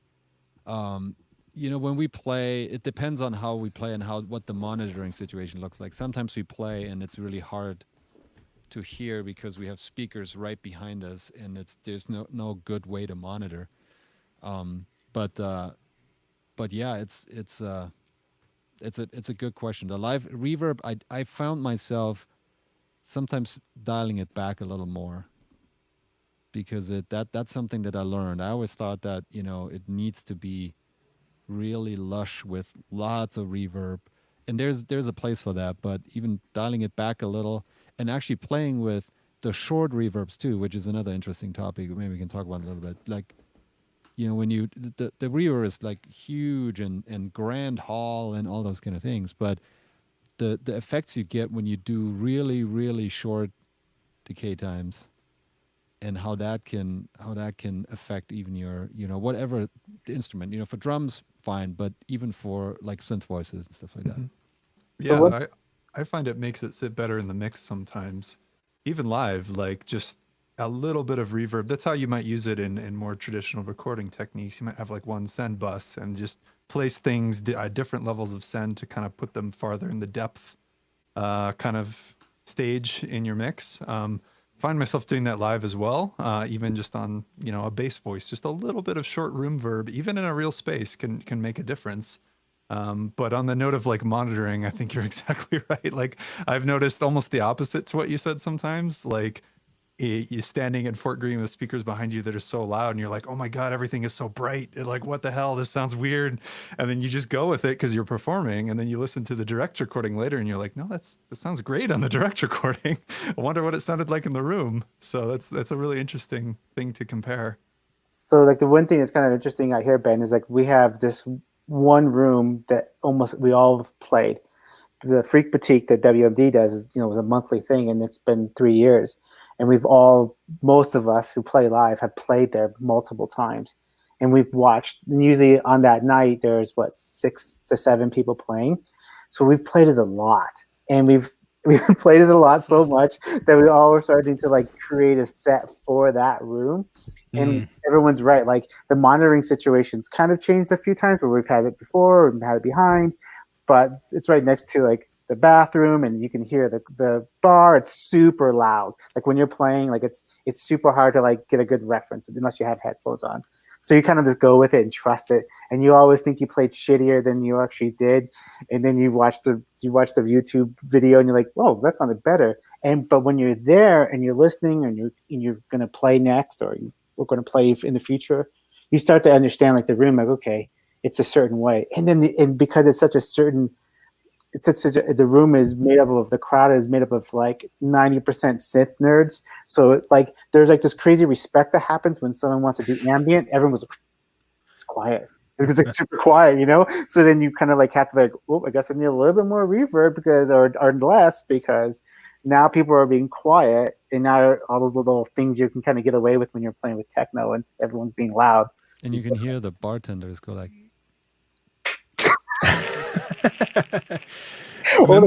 or the dogs barking. That's the best. The dogs barking. People, dog in there, and like right as the I played there, like really quiet. And when I listened back to the recording, I'm like, that wasn't it. That's not the same thing. What was missing is literally people walking on the floor, and the floorboards creaking, and the clinking of the bartender. And it was. I wish somebody had recorded that. Like we need to really put a mic in the room to record like that kind of ambience. Yeah, we'll definitely, I think when we go back, we already appreciate that room anyhow, and now that we're not playing that room for like the last 2 months, I think when we go back, there's some cool ideas in here. I know, like you were talking about dirt mics when you were talking to Mylar, and I was thinking like, and then someone was mentioning having a mic in the room. Like that would be really cool to like mic the room. Yeah. For that, so because if you're watching online, you'll never get that feeling of that room unless you hear all those little things and stuff. I always leave the mics on. I mean, I don't. 90% of the time they're muted, but on like a H6 or a little handheld recorder, I'll always record the mic, even if the H6 is here and there's a speaker there and it's going to be horrific. Just by default, those mics are on. I make sure it's not clipping, make sure the direct in's okay. I just record it, and it might be like 30 dB under the direct sound, but it's useful somehow. You know, the way to totally nail, it's weird the things I get excited about, to totally nail the sound in that room. And you'd need 20, 30 friends to come, because rooms sound different when there's bodies in them and not. You need to go impulse response the room and all take the impulse response home and mix through a fully wet convolution reverb that is that room. You could totally nail. It's super like odd and awkward, and not 100%, but you'd get a good feel for it, because you want the way that there's two ways to do impulse responses. You either go the kind of starter pistol method, you know, big burst of sound, effectively white noise that excites a space, and you record that space, or you sweep a sine wave through human hearing range and then you phase invert that out of the recording. The sine wave sweep has been the better method for me, but that means dragging a PA speaker into a physical space, having a loud sine wave sweep. It's awkward. If you can get your hands on a starter pistol, that's an easier way to just hold a recorder up and a starter pistol and go.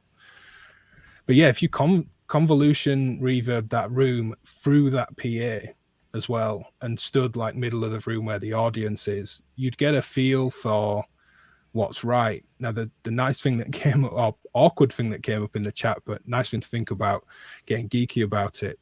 Aphonic mentioned the worst thing in that room, I presume he knows you and he's been to that space, is playing off the delay on the back wall. So maybe you need a convolution of where you're going to stand and where the audience is.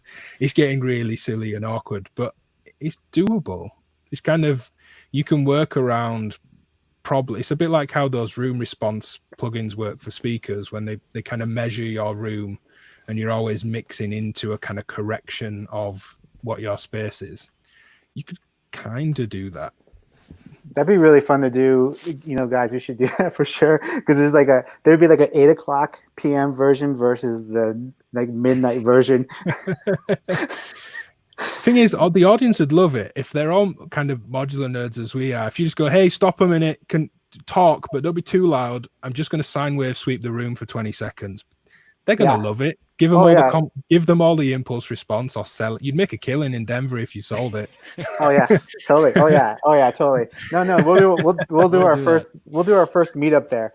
Like, we're gonna come back and we have things to do. Like, yeah, we're gonna hang out, but we also have a lot of things to get done here. We got some recording to do.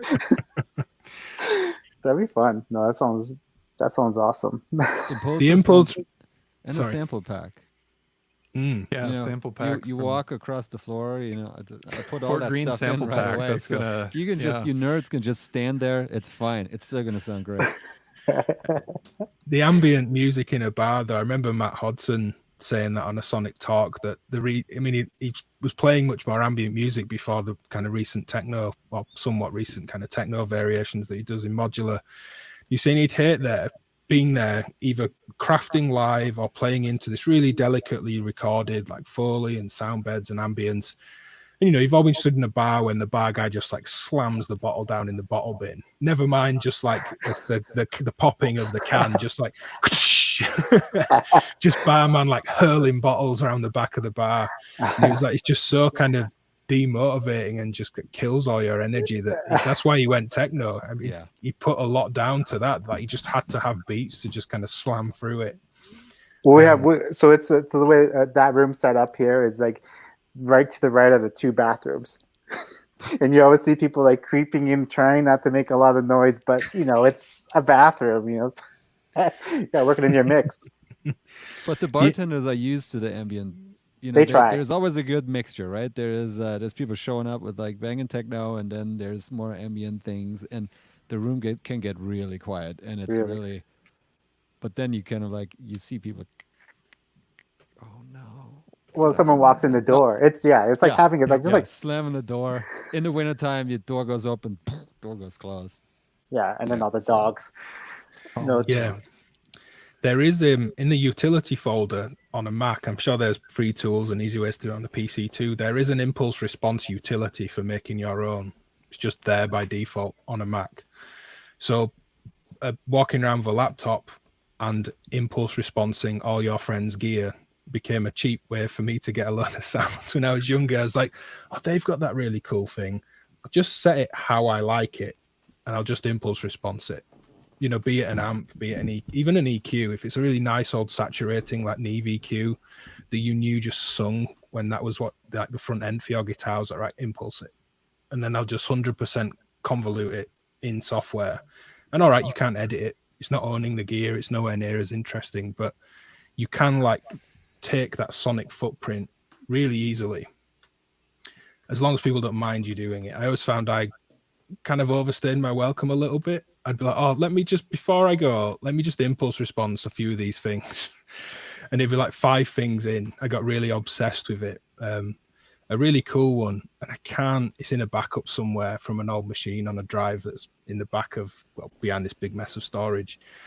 Putting earbuds and cranking the volume so they were like speakers down the end of a saxophone without the mouthpiece on, and then putting a microphone in the other end of the saxophone and running the sine wave through. And you got this really washy, weird chorus because it was such a short distance, like trapped inside a saxophone.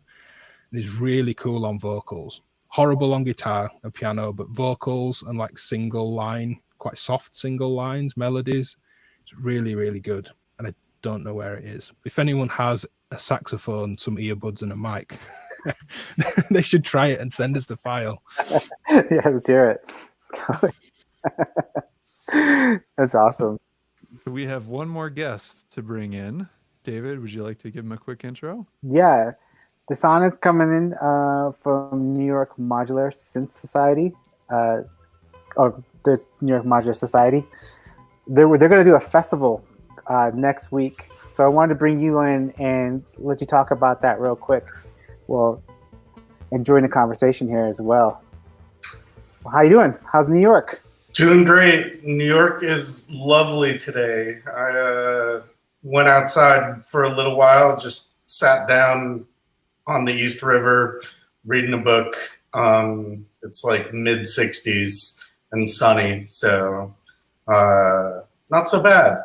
But, you know, can't go outside very much. It's not happening. So the rest of the society and I have been talking for a couple weeks about putting something together to break up all the normalcy, the day in, day out, everything is kind of the same, you know, where you're not really sure what time it is. Naps are okay at like any time of day, you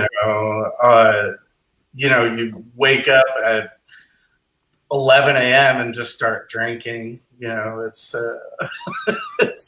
it's crazy. So yeah, we wanted to break things up and started off with something a little smaller than what it turned out to be.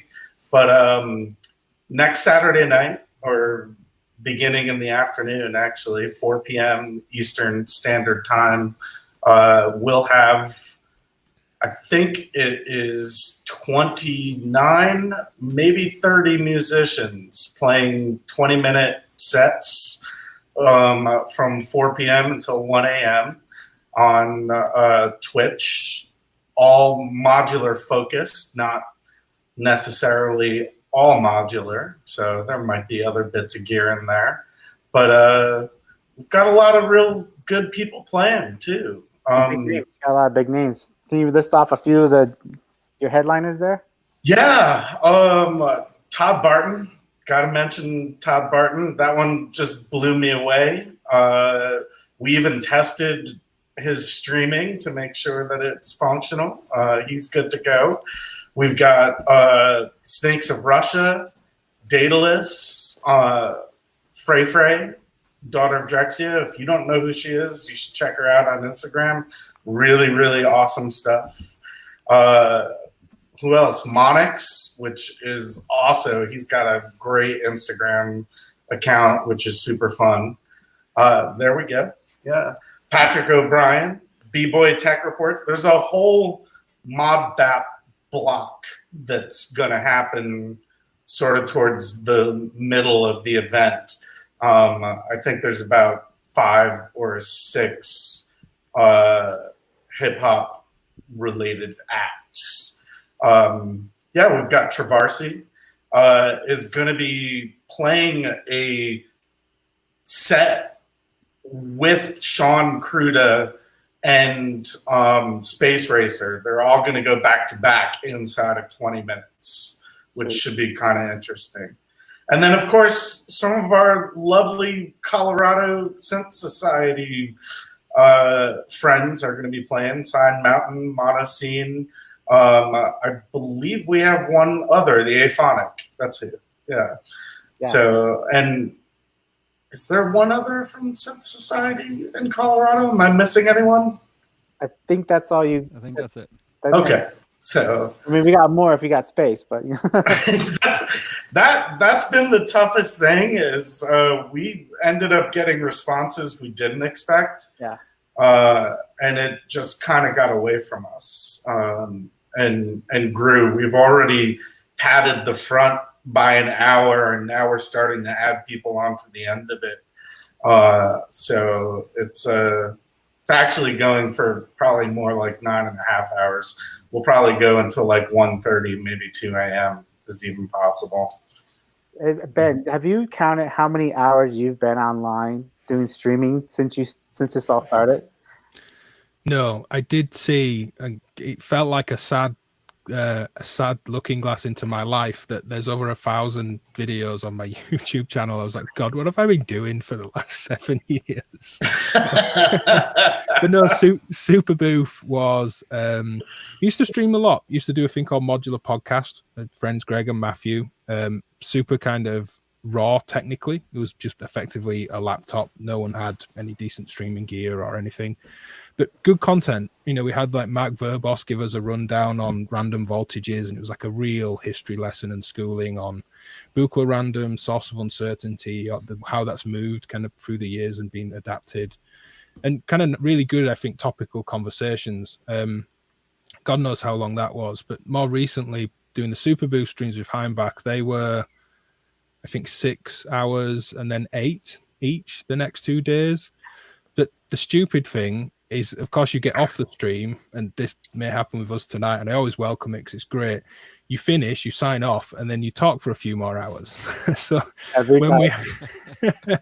when we had Andrea Schneider, who's a great character, on the Friday night, it was really early hours of the morning about all sorts of things. And it happened on the last single malt synthesis, which was totally not Super Booth related, just Constantine, Heimbach, and myself just hanging out. I think we went for a couple of hours, and Heimbach pretty early called it. It's kind of like, you know, thanks for that. You know, usual kind of wrap up after you've shut the stream down. You know, a long day. I'm going to head off in a moment. I'll just have one last drink kind of thing.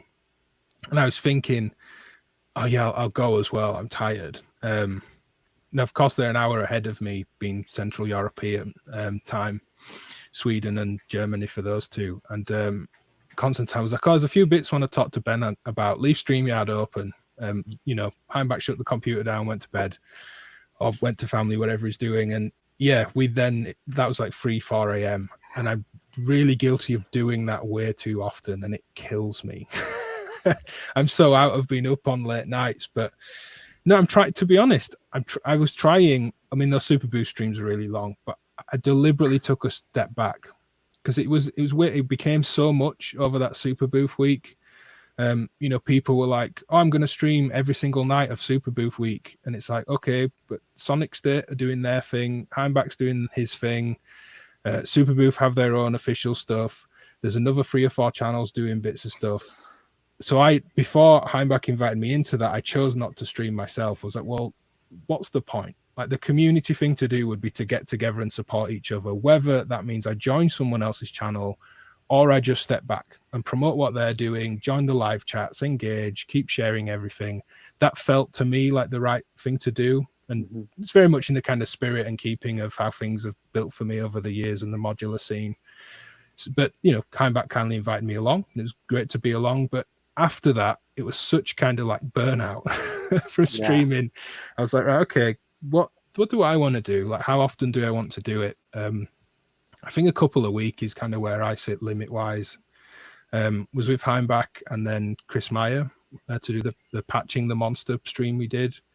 Then what's been doing this week? Had Jamie Liddell this week on my own channel on Thursday, and then this with yourselves. I think that's enough for me, kind of 2 a week, and I'm just softly planning around it. I'd rather be able to watch someone else's stream than just try and do loads on my own. And you know, I'm not judging anyone else that's streaming lots. I don't mean it to come across that way, and nobody should think, oh, there's no room for me, I can't stream this week because everybody else is. You know, do it. I'd absolutely encourage everyone to do it. So I don't mean to be negative for anyone else, but just for me personally, I'd rather do a stream, grab a drink, watch someone else's stream on an evening. It just kind of feels better to me.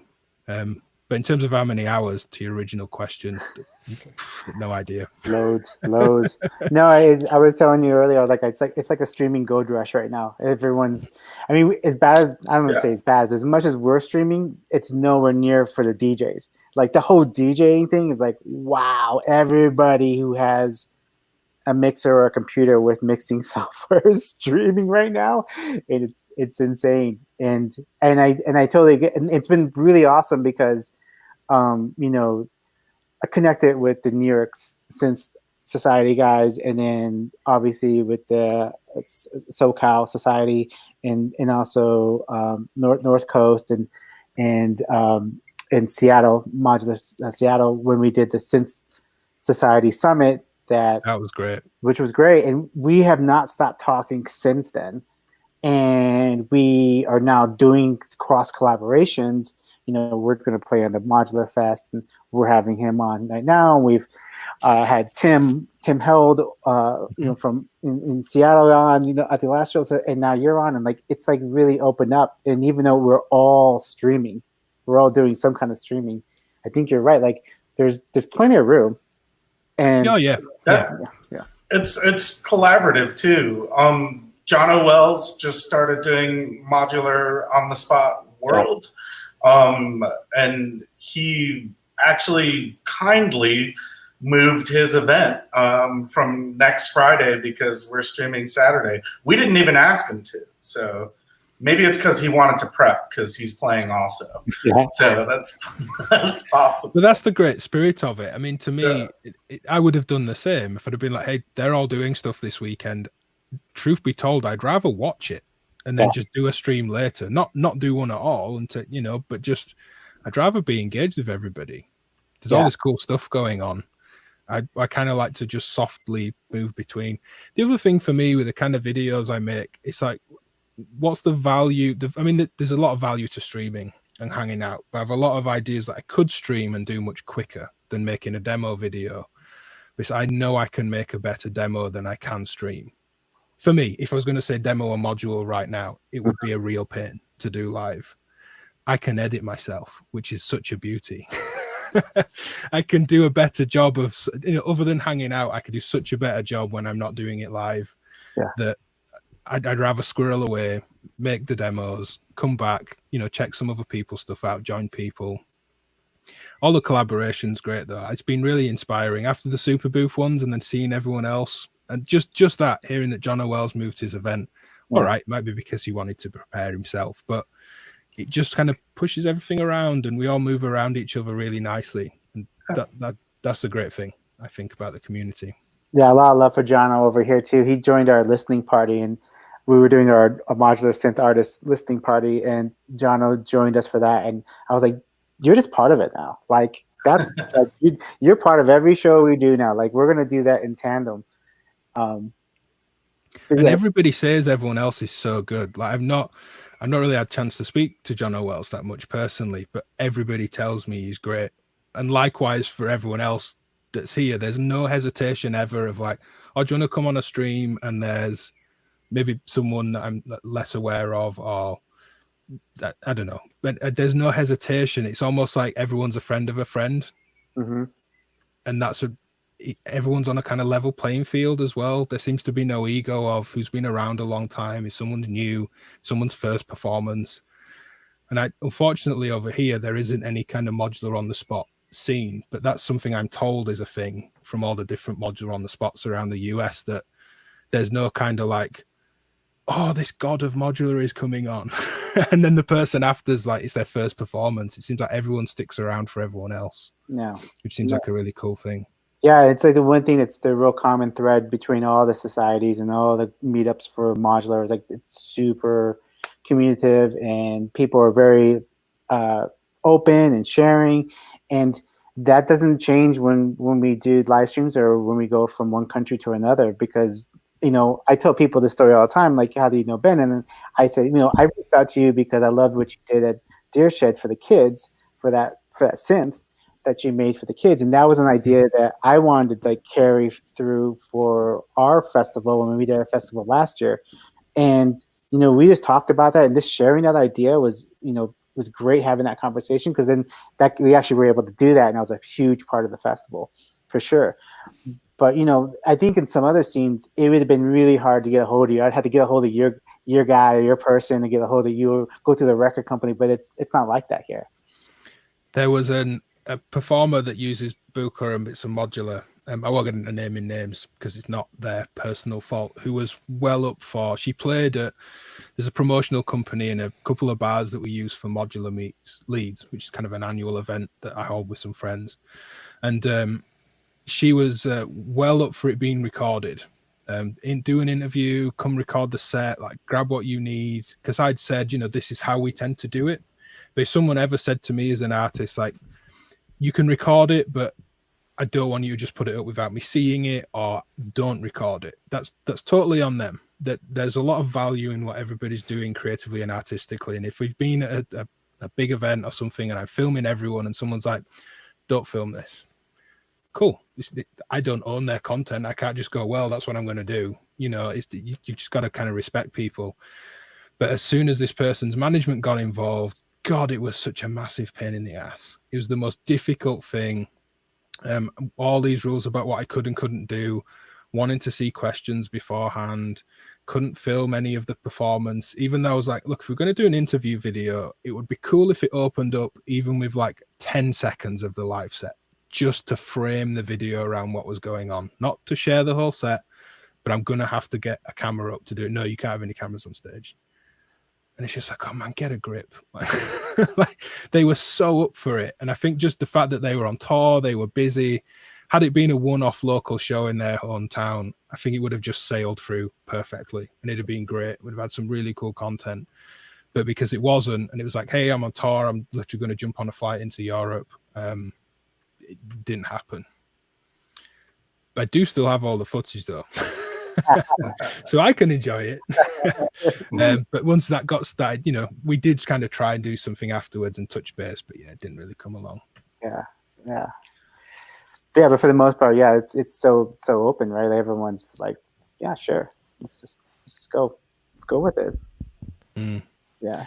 Someone did ask, is there any no modular spot type thing in the UK? Not modular on the spot. The weather's generally terrible. We're known for that. Generally, down in Brighton, they have a modular monthly thing going on. The Brighton modular sessions, of course, not at the minute, but they were happening nearly every month. CV Freaks, which Eden Gray started. There's a few other people that run those are in London. Tom Whitwell from Music Thing will hold talks and things like that. And then as you kind of come up further north, no, there's not a lot. There's a few kind of annual events, but nothing monthly. Anyone wants to start anything, if anyone is near me that's watching, I'd certainly be interested. A few of us get together, but it's really just like 5 friends get together. There isn't really much more auxiliary scene to tap into, as it were. Yeah. How big's the New York scene right now, or what's it feel like? Prior to us, there wasn't very much happening for about a year. Before that, there was a monthly, but it was highly curated. Still really cool and fun, leaning towards noise music. It was extremely abstract and really artsy. And then, but it's really growing. I mean, we're right before all this happened, our last show, we had about 150 people show up, which was really quite an audience for us anyway.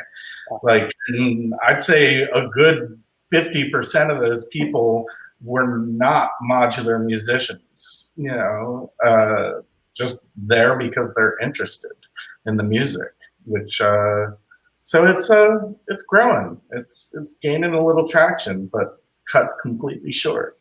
Yeah. It's a question I'd like to put to all of you, really, because you've all got much more involved scenes kind of immediately around you than I do. How much of the audience is now not kind of into modular? As modular becomes more public consciousness, I mean, over in Europe, there was a dope for low cost case in an IKEA bedroom advert, like a full page in a magazine, quite blurred out, hazy, very stylistic IKEA ad, you know, very IKEA. But on the bedside table was a 6U, like low cost dope for case, and you couldn't, you know, however much you zoomed in and exposed the image, more brightness, you couldn't see what modules were in. There's a great muffwiggler thread when it happened, like trying to find like IKEA's favorite modules. But it was a good point of like, all right, it's hit as this thing. It's like the modular case was like the coffee table book, or the thing you have, the guitar, the acoustic guitar in the corner that you can't actually play. It's now that kind of vibe, or potentially is. Maybe it is in Sweden for for IKEA. But yeah, how much is non-modular? Is there like DJ type crowds, hip hop crowds, dance crowds, people that are curious, other musicians? Is that growing? Yeah, that was funny because I'm gonna ask you the same thing. What was the difference between what you've seen when you started to now? Like how many more people are showing up? You're like, I don't think these people are nerds. They're just actually just, you know, checking out cool music. I feel like that is definitely, since we started doing the Freq boutique thing, that is definitely grown. I don't know if I'd say it's grown by 50%. Because it's weird because there's so many people who I've just found out about modular. They liked the music and figured out that the artist they liked was playing modular, or they saw something, and so they're like, you talk to them and they're kind of aware, like, oh, I'm thinking about it. So you're like, oh, so how much of you is the wanting to look at the modules, and how much of you just wants to listen to the music? And I don't know. I feel like it's growing. Mm-hmm. There's always people that show up that do not play and then say, oh, that was really cool, and then they walk away with, you know, maybe the idea of doing something themselves or whatever. There's always a few people that walk away like just completely blown away. Yeah, I'll shout out Noise Diffraction Isaac. I know he left the set, but like I met him at Freq Boutique. He's like, yeah, I make some music, but I'm just interested in like this modular thing. It's new to me. And then he like built a system over the time that I've known him, and he's since like played at Freq Boutique. It's like he didn't even have a system when I met him, and then now he's actually played at the event, which is like super cool. So you know, meet people like that through the scene, and then other people that just like want to dance sometimes too. Especially Patched Out is like the other thing we do there, monthly on Friday nights, which is like dance oriented, modular. And you always get people that are just there on a Friday night that just want to dance because that's the format that you know we do at that show. It's really cool. That's really nice to hear, though. Like, would you rather, we joke about this a lot here, that, you know, someone like Scanner or Ebsidic or some of the kind of great UK artists that we have, that, you know, someone like Scanner has decades of history of really interesting, engaging, high level, not to put everyone on a tier, but you know what I mean, like very successful music and art practice behind him. And he'll play at the modular event and someone will come up like, what filter was on that bass line? And it's like, is that really what you want to hear? And you just like poured your heart into a performance. It's kind of actually cooler, I think, that, like, I don't mean that this is becoming like commercial in any way, but that the music spoke for itself, and it didn't matter what the gear was. And it's like, if that boundary is starting to be crossed, it's not just geeking out over this stuff. I mean, it's funny filming and presenting these performances back from events, and the crowd always gets judged. Like Obsidic playing pounding, like dark Berlin techno, amazing. They sound like mastered tracks. What comes off his modular sounds like just a fully mastered, realized piece of work. God knows how he does it. And I've interviewed Phil several times, as has Milo Melodies, and I still don't know how he does it. It really just hits that sound perfectly. It must just be his craft and his detail and his intention behind each move and thing that he does. But, you know, no one's moving in that room, and everyone's just like, what the F is wrong with everybody? And it's like, well, 2 o'clock at a modular meet where you've got people that like dreamy old Tangerine Dream, 5U kind of ratchet in Moog sequence stuff, and some of the ambient crowd and some of the techno crowd. They weren't there for that. But I think because the performances are only 15 to 20 minutes, everybody appreciates what everybody does. But no one's going to pretend they're in Bergheim at 4 a.m. at a modular event. It just doesn't happen. It's a great point. I feel like we'll be successful when somebody yells Skinner in the audience. You know, then we've made it. You know, we've crossed that line completely. So it's weird though. I don't know of any other scene where the audience becomes performers like so quickly. You know, I mean, I'm sure a lot of people have gone to rock concerts and say, oh, I wish I could play guitar. But few of them go and actually go buy a guitar, show up, and play like a month later, you know? Because it's like one of those things we like convert the audience into performers. And that's one thing that Alex from WMD started doing. So in order to play Freq Boutique, you had to be there and signed up with the list, unless he forgets the list. But there's a list, so you can then, and you see a lot of people that, and that myself too, I went there the first time and kind of checked it out and kind of got a feel for it, and then just said, meh, okay, I'm gonna put my head, and then got picked right away, and then, you know, that was a bit of a problem then. So, but that's kind of the encouragement, the openness of that event for people to show up, listen to the music, listen what other people are doing, and then there's no judging there. And that's really open. And that's what I hear from people too that come for the first time. They say, this is really cool. It's like, it's really a nerdy open mic night where anybody can do anything and just show up. Yeah. And it motivates people too. Like, I can't count how many people I've talked to who are like, yeah, I kind of play. I've never played live. I'm thinking about, it's like, just sign up. And then when you get picked, guess what? You're going to put a set together and you're going to play and it's going to be fine. Like, it's just so motivating. It's like, oh, I have to do this because I got picked to play. That's one thing we try to do a lot over here with our group is come up with ideas to force people to play and interact. The Freq Boutique is a great example. If you get your name picked, you're like, oh shit.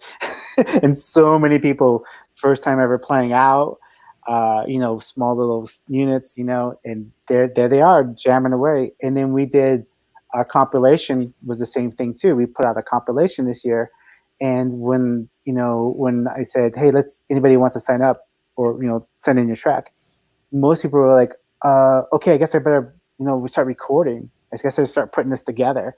And it was really awesome, like, to see how people actually finish tracks or even make a track or finally do a proper recording of their set. Like, it just motivates them, because we have to poke our. You can stay around and noodle around for years, and no one would ever know. So we all need poking, you know, to do stuff. I mean, I'm putting videos out regularly. There's production music going on that's like super quick turnarounds and deadlines and all that kind of thing. But then, you know, like Kyle Swisher, Dark Sparkler, I share bits of music with him quite regularly, and, you know, into some of the same things and equipment and things like that. And he's like, you're going to finish that stuff you sent me with the Lyra 8. And I'm like, yeah, like, I've got some ideas, but it's not done yet. And he's like, man, just get on with it. And it's like, it's not that I don't do things. It's just, we all need that. I think I have so much modular music that's just kind of sat there half done. And some of it, you know, some days I like it, some days I don't. I almost kind of keep a mental tally of if I go back and listen and I'm not feeling it more than a couple of times, it goes. I just delete it. I don't want to keep it. I don't want to bog down hard drives. I've got to let go at some point. because I record everything pretty much, multi-track everything out of the system always, and then it's there. There's tons of samples. I need to get some time. I need to just set days aside to be like, right, these 2 days this week, that sample pack's going to get done. But I just don't have time to do it. But I need to be way better at that, certainly with music. And friends prodding definitely helps. Same for playing. Like, there isn't that many opportunities to play here, but I didn't play for so long. And as I said, I didn't want to. I was so kind of tainted by playing in bands. I was playing in a traveling Wilburys tribute band. Was the last kind of really heavily gigging band, which is a kind of a super group with Bob Dylan, Roy Orbison, Jeff Lynne, all these kind of like 70s heroes. If you were George Harrison from the Beatles was in the traveling Wilburys. And it was kind of a really sour experience after a while, but that was like 3 gigs a weekend every week out at theaters and holiday camps and all this stuff. It's quite intense. I was like, you know what? And certainly like as we settled into the house and kid came along, it's like, don't want to be doing that. And I'd been gigging, you know, since being like, I was this tall and this kind of big since I was like 13, 14. I was playing since I was young. So it's like, I got really fed up of gigging, but having people kind of prod and probe to be like, no, you need to get out on the modular made a massive, I wouldn't have done it, I don't think, otherwise. People like Alex Myler Melody's like, why are you taking this stuff out? And you kind of, after a while of questioning yourself, you kind of go, yeah, why aren't I doing that? And it might be some like weird personal thing that you need to get over, or it might be I don't know. I'm quite a creature of habit. That's quite like, yeah, I like my weekends. I like getting up early. Well, you've got to get up early with a kid, but you know, up early and working and that, I enjoy it. So yeah, I'm completely sidestep rambling, but we all need probing. I think however experienced or active we are, there's always something that you just need a bit of a push. Yeah. And a deadline is a good push. Yeah. Absolutely. Yeah, I think it's encouraging to see that it's not unique to our society and our area specifically.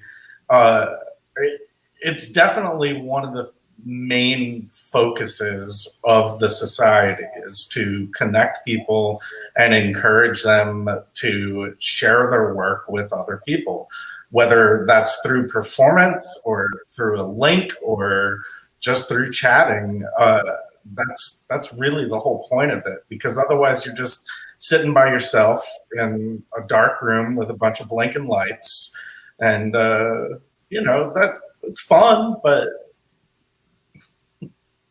yeah, it's definitely fun with other people and definitely like working through some of these stuff. Like I love this kind of show. I love talking about reverb because I think we can all just geek out about it. And these might be the only people that you get to geek out with it in your whole circle of friends in life, right? Like your significant other, your workmates, they might be like, oh, nah. You know, they're like, what are you talking about? I don't even understand like how your instrument works, let alone, you know, these signal path stuff. But here we are, like, you know, there's however many people on chat today, and it's like, you know, hundreds of comments, and we're talking about this really thing we're passionate about.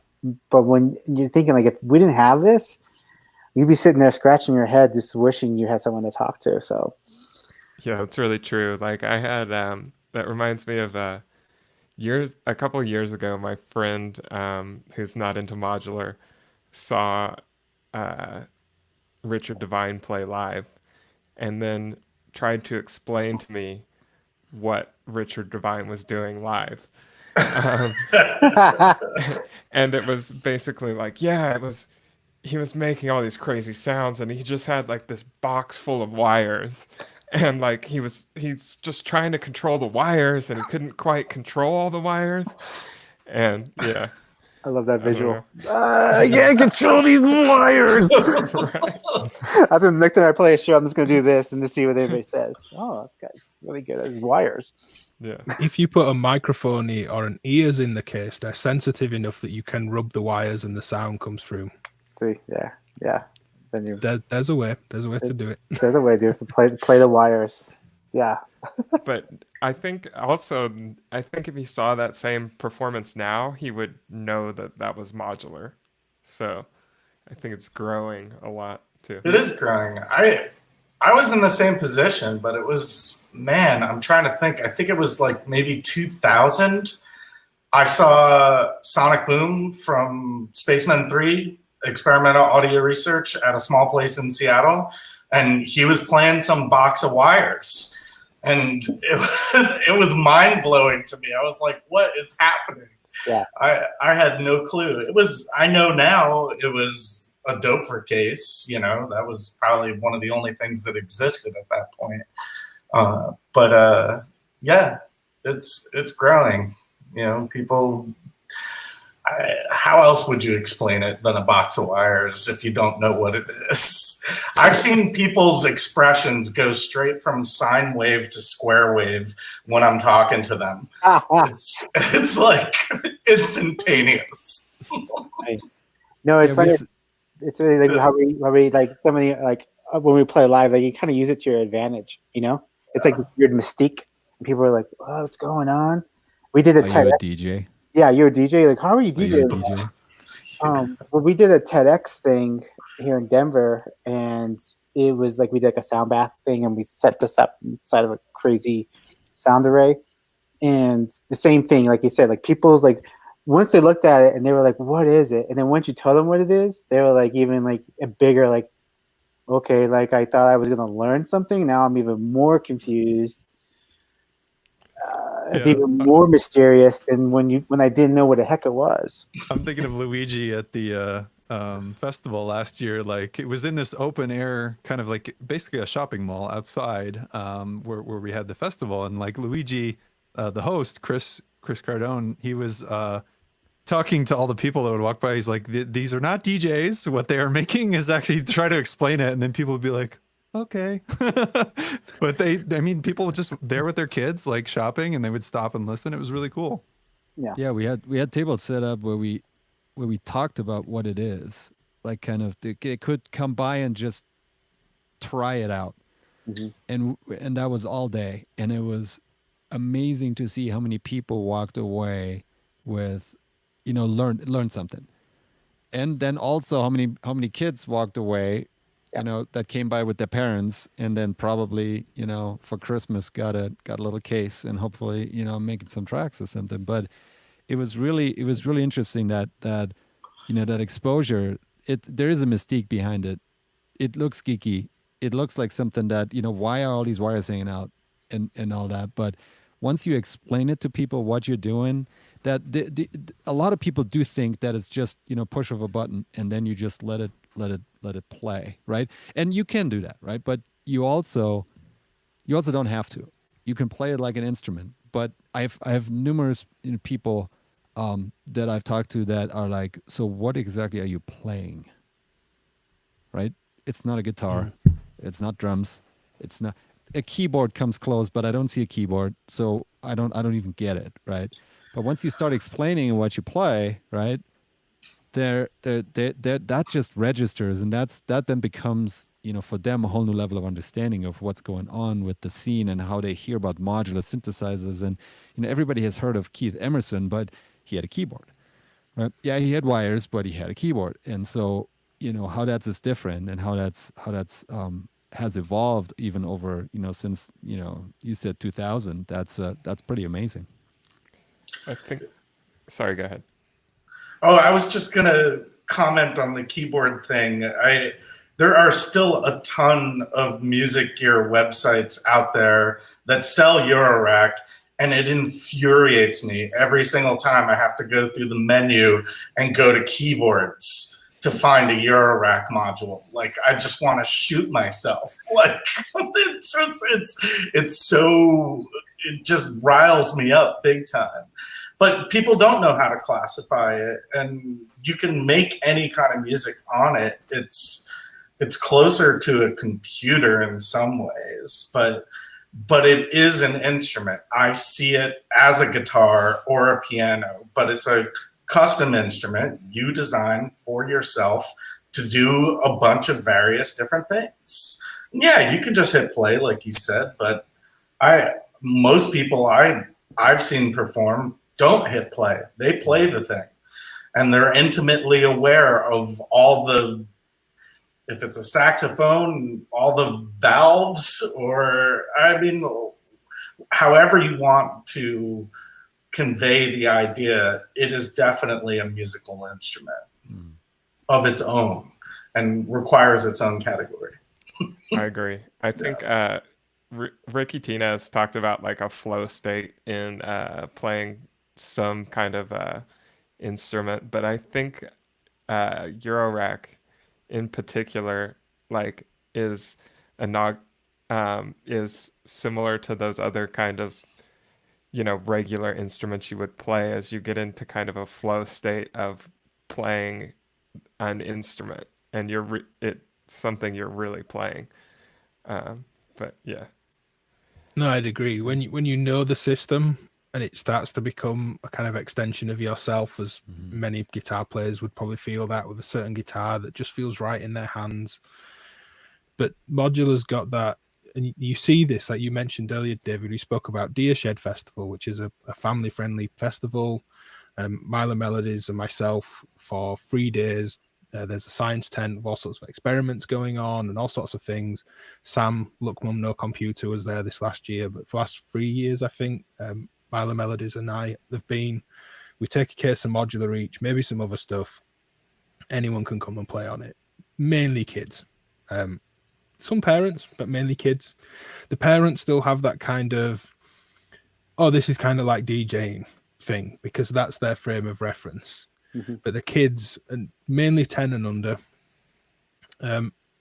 they've no frame of reference for what this is at all. They don't think DJ. They're not in that kind of mindset. A lot of them kind of think of it like GarageBand on a phone. I think apps are generally helping. It's kind of like, this is a physical version of that thing that you've been playing with for free. But rather than sliding your finger, you can touch it and it feels real. And it's that extra connection that it offers. I mean, there's this one lad, must be 7, that comes every day of Deer Shed. He's been all 3 years. He's been, his family will come, you know, you recognize the mum and dad. They come and speak to us both, and he's killing it. Like, get him on Alex's system, because it's just such a fine-tuned kind of dance machine. Each year I've taken a very different setup just for my own amusement, but Alex always brings his live case. And this little kid, like, man, he's totally on it, because that system's designed to do things that make the sound bigger and to pull back and to mute things and let the kick come back in and bring the reverb in and out. Showing him where those things are, he's almost not quite flow state, but you know, for a 7-year-old, it's like, wow, he's on it, like he's really on it. And because Modular, it's strange thinking of it as an instrument, because it instantly sounds good. Put a violin in any of our hands, presuming none of us play it, it doesn't sound good at all. Or a trumpet, like you can't get a note out for so long. Violin sounds like strangling a cat for so long. It's a very beautiful instrument, but you can't play it. You put a bow on a string and it's like, that's not how this works. I literally thought you just rubbed the bow on the string, and it's like, nope, there's more to this than that. Exactly. And but Modular does. If someone else makes the patch and you go, turn these knobs, play these, kind of the sequencers all quantized maybe, it does give you a lot. So I think it enables that kind of flow state thing much quicker. Of course, you've got to go on to refine it, but yeah, I really like kind of Ricky's point on that. And I think making live systems or generally smaller systems as instruments, as opposed to the like bookshelf mentality, which is what a kind of stack of cases are over there, which is a bit different considering demoing this stuff is what I do all the time. But I don't look at that and think it's one big instrument. The bits that I can like pull down onto the desk feel more like instruments that you can perform with. Yeah, I think the only problem I see with it is like, and it's not really a problem, but is that modular artists all understand this that we're talking about, but like your average, you know, person that thinks you're a DJ doesn't know that you're performing in the same way, you know, they think you're just hitting play. And that's because I have tons of friends that are into electronic music that they don't care if you have turntables or if you have a Euro rack, you know? And I think it would be nice to see that change, and that when that shifts, I think would be pretty great, because it's a totally different kind of skill set, I think, to know. Yeah, Like People a who live know a module. little bit about DJing, I find it's easier to explain. Like people that think that DJing is just you hit play and there's tracks. I mean, that's True. essentially it. But there's filtering, there's mixing, there's building tension. Like performing on a Right. Eurorack, depending on what style you play, has all of those same elements. If you really want to learn how to build tension in a set, like learn to DJ. Totally. Yeah. So like explaining it to my friends who are, you know, have some familiarity with DJing, it's a little bit easier. You can talk about like, well, no, I have separate control over the kick drum. I have a filter on this. Like if I do these things, it changes the sound. It builds these different moods within what I'm playing. But this is not pre-recorded music. Every element is being, you know, generated in real time. Bridging that gap from people who don't even know like what DJing is beyond just like you play a record, that's it, right? Like Right. that's all it is. That's a little bit harder. So there's like stages, I think, of really understanding what it means to make live electronic music. Yeah, I think the same people that say, "Are you a DJ?" They mean, or they don't understand what DJs do. I learned a lot about DJing in the last couple of years. You know, well, I was very ignorant in that area, but that to me is another level of skill, especially like, you know, 70s and like the original DJs that, you know, from New York that were the technology just wasn't there, right? No beat matching and all those kind of things, and that's a whole another level of skill that that's just mind blowing. It's Yeah. that thing with DJs though, that like any of us could learn to beat match vinyl. I remember being at university, and it's one of the things I had 2 cheap decks, and I was like, I'm gonna do it. But it didn't make me a good DJ because I could hold tempo accurately for a long time. It's funny, like, not that this is what you were doing at all, Mitch. I don't mean it this way, but when some friends over here kind of overly judge DJs, oh, they're just playing other people's records. I'm like, all right, take 100 people in a room you don't know. Can you keep them dancing? That's right. And keep money behind that bar? No, you can't. No, you can't. Absolutely not. And even like cheesy wedding DJs that know when to get like the uncles and the aunties and the grandparents up on the floor for a tune or two, like there's a skill in that. Yeah, I sorry. couldn't DJ like my own family's wedding No. and nail it, you know, like I wouldn't know when to drop that Venga Boys like party hit that like someone's gonna love, that's gonna get the cousins up that haven't moved all night. You Yeah, know, sorry, I didn't mean to bash on DJs. No, either. I no, know you it's- didn't. No, you weren't saying that at all. No, I think your point was valid, though. Like several years ago, sort of one of the reasons I got into setting up the society, I did go perform modular live at an electronic music open mic, and there was about maybe 10 performers, and only 3 of us actually did something live. Everyone else just hit play on their laptop. So maybe it's a little bit more like that. Like there's a lot of skill maybe in setting up everything on the laptop in order to get it to sound the way that it's sounding, but there's not a performance aspect of that at all, really, whatsoever. There's no danger. There's no like, oh my God, I'm going to get this wrong. And I get something wrong every time I perform. It's gonna happen. I just repeat it like 2 or 3 times, and then it becomes part of the track, you know. So, yeah, I think it's more like that, you know, hit and play on a laptop, which is, you know, it's not very exciting to watch, and I think it is exciting to watch modular musicians play. So I think it's really exciting. I think because it's such a still young scene, we have the ability to kind of craft what that's going to be like. Because I think what happened with like the controllerism and the Ableton stuff that people are doing, where it looks like they're just hitting the button, we're missing out on all the work they did to get to that, right? And so when you're watching it, it looks super boring just to see somebody like, you know, just pushing a few dials up, and it sounds great, but because it looks so boring and it looks like they're just like checking their email, it's like it kills it for the vibe. And that could happen to us too if all we do is stand behind and do like a regular setup where we play it like all you see is the back of a case. When we start to like do setups where people play on flat surfaces, or we just turn the modular so you can actually see all the lights, then I think you get way more connection. So it's going to be important for anybody who's out there playing live to think about how they play live, and anybody who's going to do shows to think about how they're going to like set up a show so that we all get a better view of what's going on. Because if we start covering that up, it's going to seem the same way. Like, I don't know, maybe he's just hit and play. Maybe all the wires were just there for show. Because I mean, that's another thing with DJs, right? Like they have all these turntables set up, and you're like, how many are actually playing? You know, like how do I know you're not just playing a track and then just turning knobs? Because there's like this skepticism that kicks in, you know, especially for a part of the audience, and definitely that we all kind of are also looking at all these like live streams going like, am I supposed to be impressed by something here yet? but so I think that's something that this is a good conversation to keep having moving forward. Like how do we do it so that people don't get bored with it, and then understand like how much you put into it. Yeah, I think the barrier to entry for making a compelling performance on modular is lower because there's a lot of lights. As long as you see the case, it's like there's a lot going on, to your point. But even like controllerism, like you can do it really well or you can do it really boring. Like somebody like Kink is amazing at like he largely plays controllers.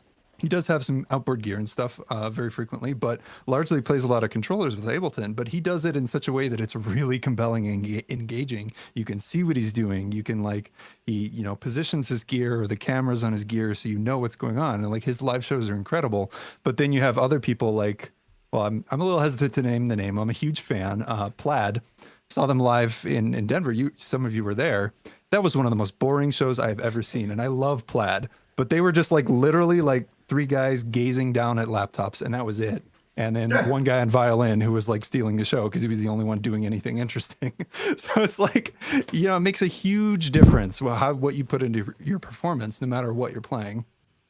Yeah, it's just the audience not knowing, though, isn't it? Something that's kind of plagued is a strong word, but kind of plagued electronic music forever. A lot of electronic experimental music traditionally has been very experimental, and audiences quite academic when it's been experimental. So that's a big disconnect to the kind of academic world of experimentation and exploration in a kind of avant-garde sense. So again, the audiences there tend to know what's going on or have an appreciation or a yearning to learn in the same way that a modular crowd will respond to a modular performance. But I mean, playing devil's advocate to this, how different to a laptop is it? Like if you had a controller and a really nice Ableton set, you're doing the same things. Unless you're patching live, which is physically a different thing, you're still turning knobs and pushing buttons. The issue is that everybody goes, hey, I work on one of those and answer emails all day. That's usually the issue. It's not so much like there's people that do it really well. Like I feel Richie Horton does a great job and he's an obvious name for that. There's computers involved in the whole setup, but he's not focused on it ever. And the kind of DJs that do use this stuff live, it's almost like the laptop's right at the other end of the table. It's just there to facilitate something. Mm-hmm. And Bitbox came up in the chat. Bitbox, Assimilator, they're all, as Dissonant said, they're closer to computers than keyboards. But it's that disconnect, isn't it, of like, I don't know what I want from a performer when I think about it. How much do I care about how much hard work you put in prior? Because you could have spent the week making the patch and do very little and it'd be amazing. Like just looking at the music for its value, just shut your eyes, just listen. Mm-hmm. So then does it matter what it came from? I'm playing devil's advocate with myself, but it's always like it comes down to one simple thing. Does the performer look like they're having fun?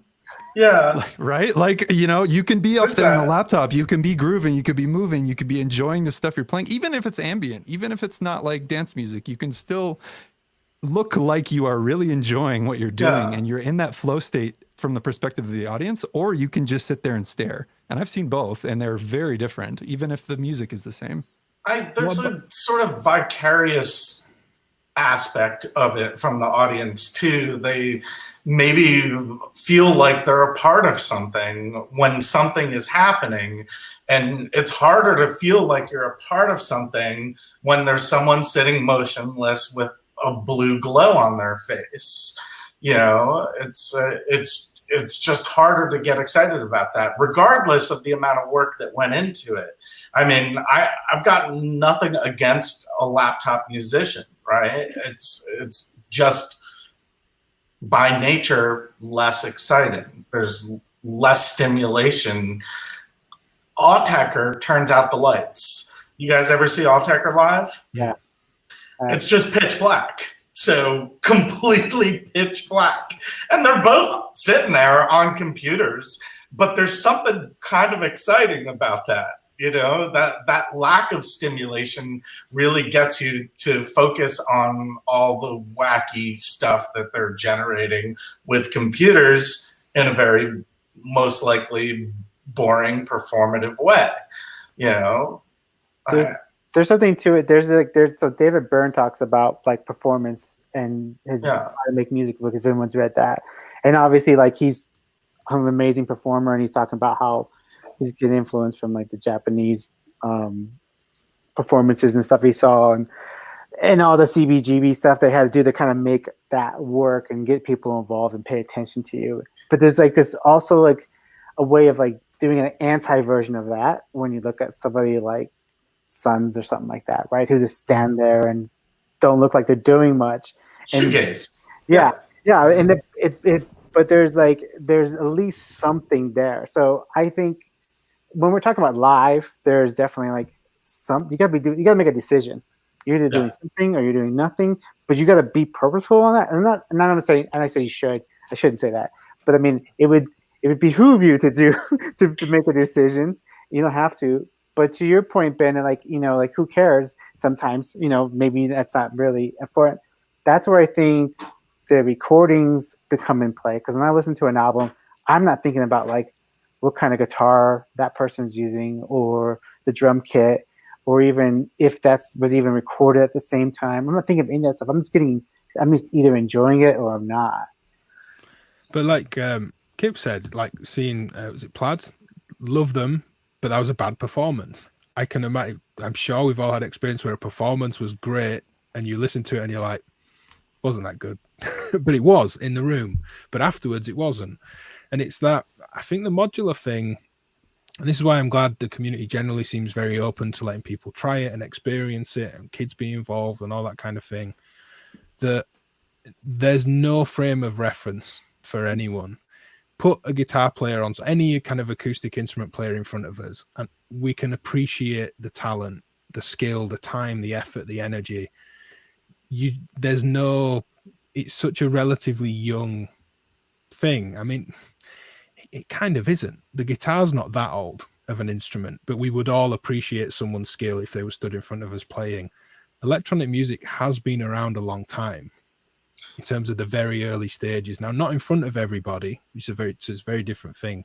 And it doesn't have that, you know, folk kind of vibe of an acoustic guitar.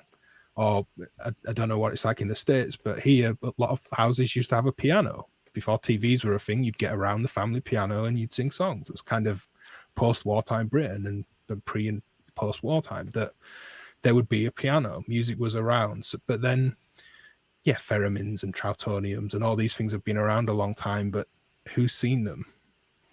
I don't know. But like I say, I play devil's advocate with myself all the time and question try and see all angles on it. It's kind of a weird, I don't know what I'd care to see from someone playing modular. Them enjoying themselves, yes, but how does it affect me could be Autechre in a dark room. So I mean, how does it affect you as a performer, but also how does it affect you as an audience? I mean, we talked about the audience. Autechre is the audience, right? I'd love to see them, right? I've heard things like that, turn the lights off and then just go and just be immersed in that. But how does it affect you as a performer? So I was setting up last night. I just got this new webcam, and so I'm trying to find a camera angle, right? So I look online. What do people do? Well, they do the bird shot, right? They do the up close one module, half, way in between. And so what do you guys do? How do you figure that out? You couldn't see me today because I thought, well, I want to give that shot of the equipment that I used. But that was, I could have gone the other way. I've seen others that do a really good job of getting in front of the camera, and you see them grooving and performing, and it's less about the equipment they're using. You see them doing something, but it's not. You see them use the third module on the left that they put CV in that, plug the cable in, and then tweak the frequency response of that filter or something like that. What do you guys think? How does that affect you as a performer? I mean, I would say that like it's funny because I think that you look at Instagram and stuff. Like you said, it's always a shot of the modules, and it's very, very upfront. The process, the modules that you're listening to. It's so gear forward. It's kind of funny when as you're talking about it, I'm thinking about like maybe part of the problem is that we're having is that like having an audience going like, why aren't you looking at the modules? Why aren't you looking at this stuff? Like, I spent a lot of money and time on this, and everybody else that I share it with wants to see the stuff and understand that. So why don't you? So maybe we're being a little like disconnected ourselves that way too. Because I think like I hear you. Like I had to do a performance for San Francisco, the resident monthly they did, and I had the same problem. Like, where do I put it? Am I in it? Am I even in this shot? Like, does this matter? And and so I keep thinking about it more and more, and especially with Instagram and stuff like that. And I more and more want to be in the shot, not because I want to be like famous or something like that, but I also just feel like, like it's not just hands. Like I'm here too. Like I'm part of it. Like I have to I want to be in the shot. I guess it's like I'm also part of it. It's not just modules. So that's kind of where I am right now. I've been doing visuals lately, but reactive visuals. There's a couple different video programs that work inside Ableton Live. Beyond all the Max for Live jitter stuff that you can do manually, but like ones that are made. One's called Zwobot with a Z, W, and the other one's Ebo Suite. Which I think is made by Ned Brush, actually. So, but you can set them up to react to the audio, use envelope followers and filters and various things so they do different things. And I've tried it layered on top of actually a shot of the modular itself. And I've also just done it with no shot of the modular, period. Which starts to feel weird because then I wonder, do people even know that I'm doing this live right now? Like I'm doing this live, I'm streaming it, I really am. I'm not, it's not just a video. So I don't know, it's a good question. I think the fun is in experimenting, I'm figuring it out. Yeah, two things I'd like to put to people, and they were both for me, and maybe everyone here and in the chat thinks that I wouldn't be taken by that. Two things that are really compelling that you kind of think on paper wouldn't be. There's a thing, at least kind of around some universities, of laptop orchestras and live coding. I know Ben Davis at Maleko is really into live coding. Now, we kind of all agree that someone sat on a laptop is one of the most boring things to watch, pretty much ever. It looks like they're sat at work. But there's something about, it comes down to this knowing they're working for it.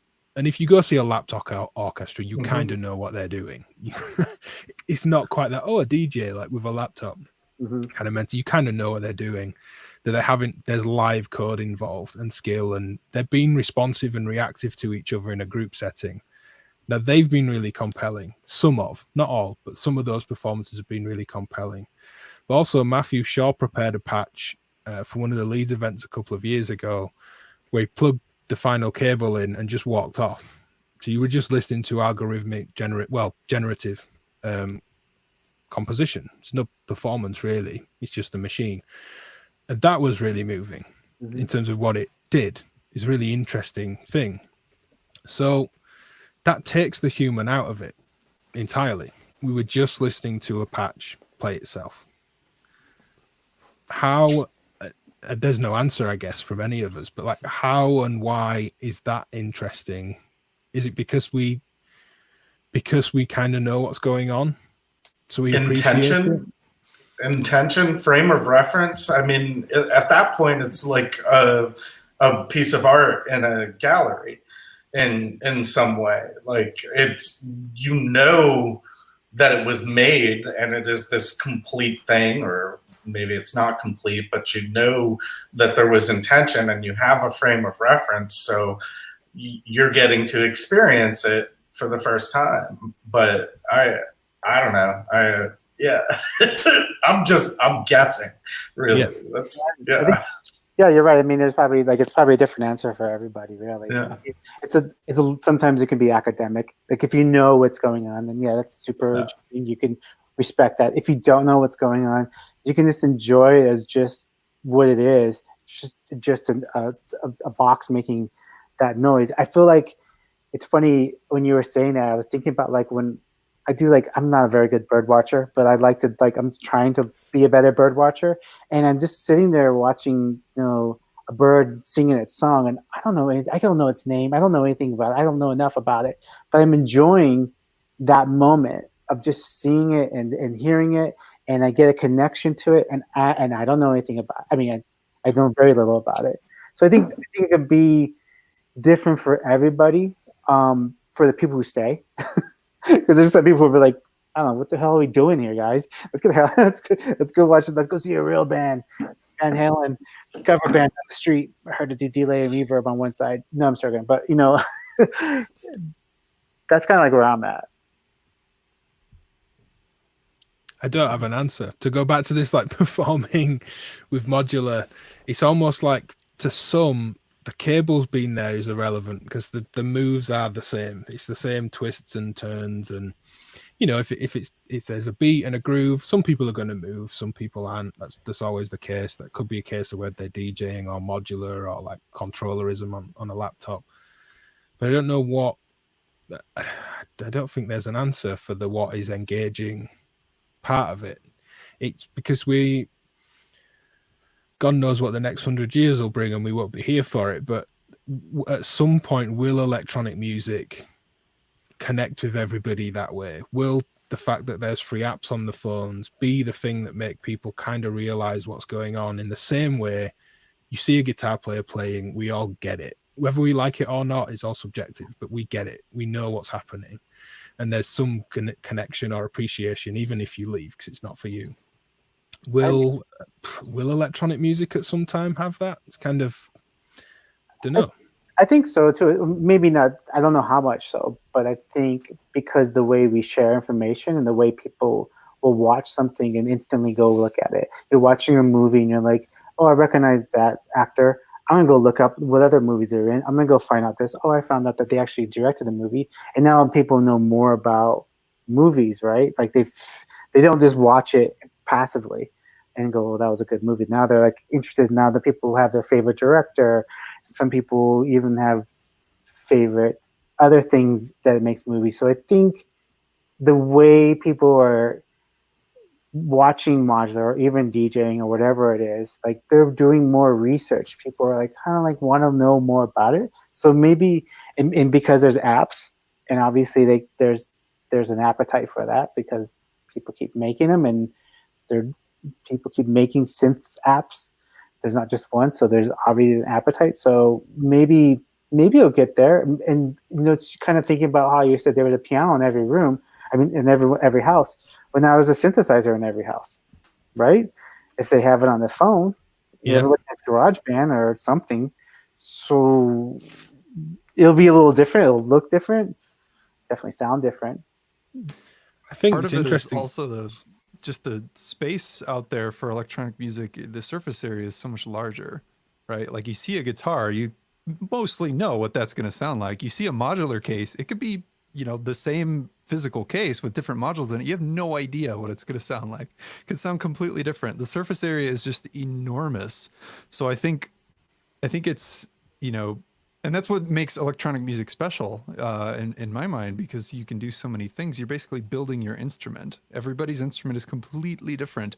A good way to think about it, a conversation I was having with some friends one time about, like, you know, if you're in a rock band and you go to a venue, there's a house kit. Like there's a house drum kit. There's always a house drum kit because you don't have time to tear down the drums in between each set. You bring your cymbals, maybe you bring your snare drum, but there's a house kit. There's house turntables, right? Even at clubs, like they all have the same turntable setup, the standard Pioneer setup. What is the standard live electronic PA setup? There isn't one. There never could be one because everybody's set is completely different. If you ask me to play on David's set, like David's rack, I'm gonna have to figure it out. It's gonna take me a long time to actually put together something that, you know, expresses what I'm trying to express, because I've built my instrument around what I like. And I think that's one of the challenges here is that, you know, yeah, people see it and they don't necessarily know what they're going to get. It doesn't matter whether it's hardware or software or whatever. It's always different. That's a really good point. Imagine how impressed we'd all be if, you know, we all took a system that only had as much variation as, say, a Les Paul to a Stratocaster did. All right, one single coil pickups, one's humbuckers, one's a slightly thicker neck, C-shaped neck, whatever. But imagine if our cases were all so similar with just the kind of variation between standard 6-string guitars. I think it'd be a whole other level for us all watching each other, because you would fully get what they were doing. Mm-hmm. And if we all sounded different, I'd be like, man, what's David doing with his case? In the same way that if we all took a guitar home and did something different, we'd understand where everyone was coming from. Isn't that what Make Noise tried to sort of do with the shared system, at least with their release that they did, the couple of music releases they did. So yeah, take a shared system and make a piece. That shared system series of releases they did. Yeah. I mean, it's a cool idea. I think it's an interesting thing to maybe take further than just a shared system, but everyone gets a base system, you know, to express themselves on, to hear the different things. Like you could curate a whole night around that. Oh, I would do a whole album for it, and I would do like a whole traveling pants kind of system. You know what I mean? Like like a little small rack, you know, and literally ship it off. Let Ben play with it for like a month. Let you play with it for like a month. Send it over to this, you know, somebody, and you know, send it around the world. Have everybody play with it and see what comes out of that. You know, don't share any of the. Don't share any of the. No. And now I'm making all kinds of weird rules to it. Don't share any music yet. Like, well, play at the same time. It'd be really fun to. I guess, like start building frames of references. You know, how long will they last? For, you know, how long will they stay in our minds for? We don't know, but like for a little bit, we'll have this kind of thing. Like, oh yeah, you know, Ben plays a really good, whatever that rack's name is. Yeah, kind of like, but they're good at that on that system. This person's really good at this on that system. Like that's the one they found themselves in. Yeah. Endorphins did it as well, sending their shuttle system around. Yeah, kind of gathering content, and then, you know, they went around multiple artists, at least around Europe. They may have gone to the US as well. But Kim Bjorn from Push Turn Move, Patch and Tweak, Pedal Crush.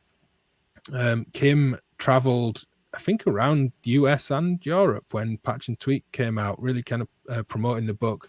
And he had that skiff with him. His aim was that everyone he kind of went to interview and see, and places he went, that you would do something on that rack. Mm.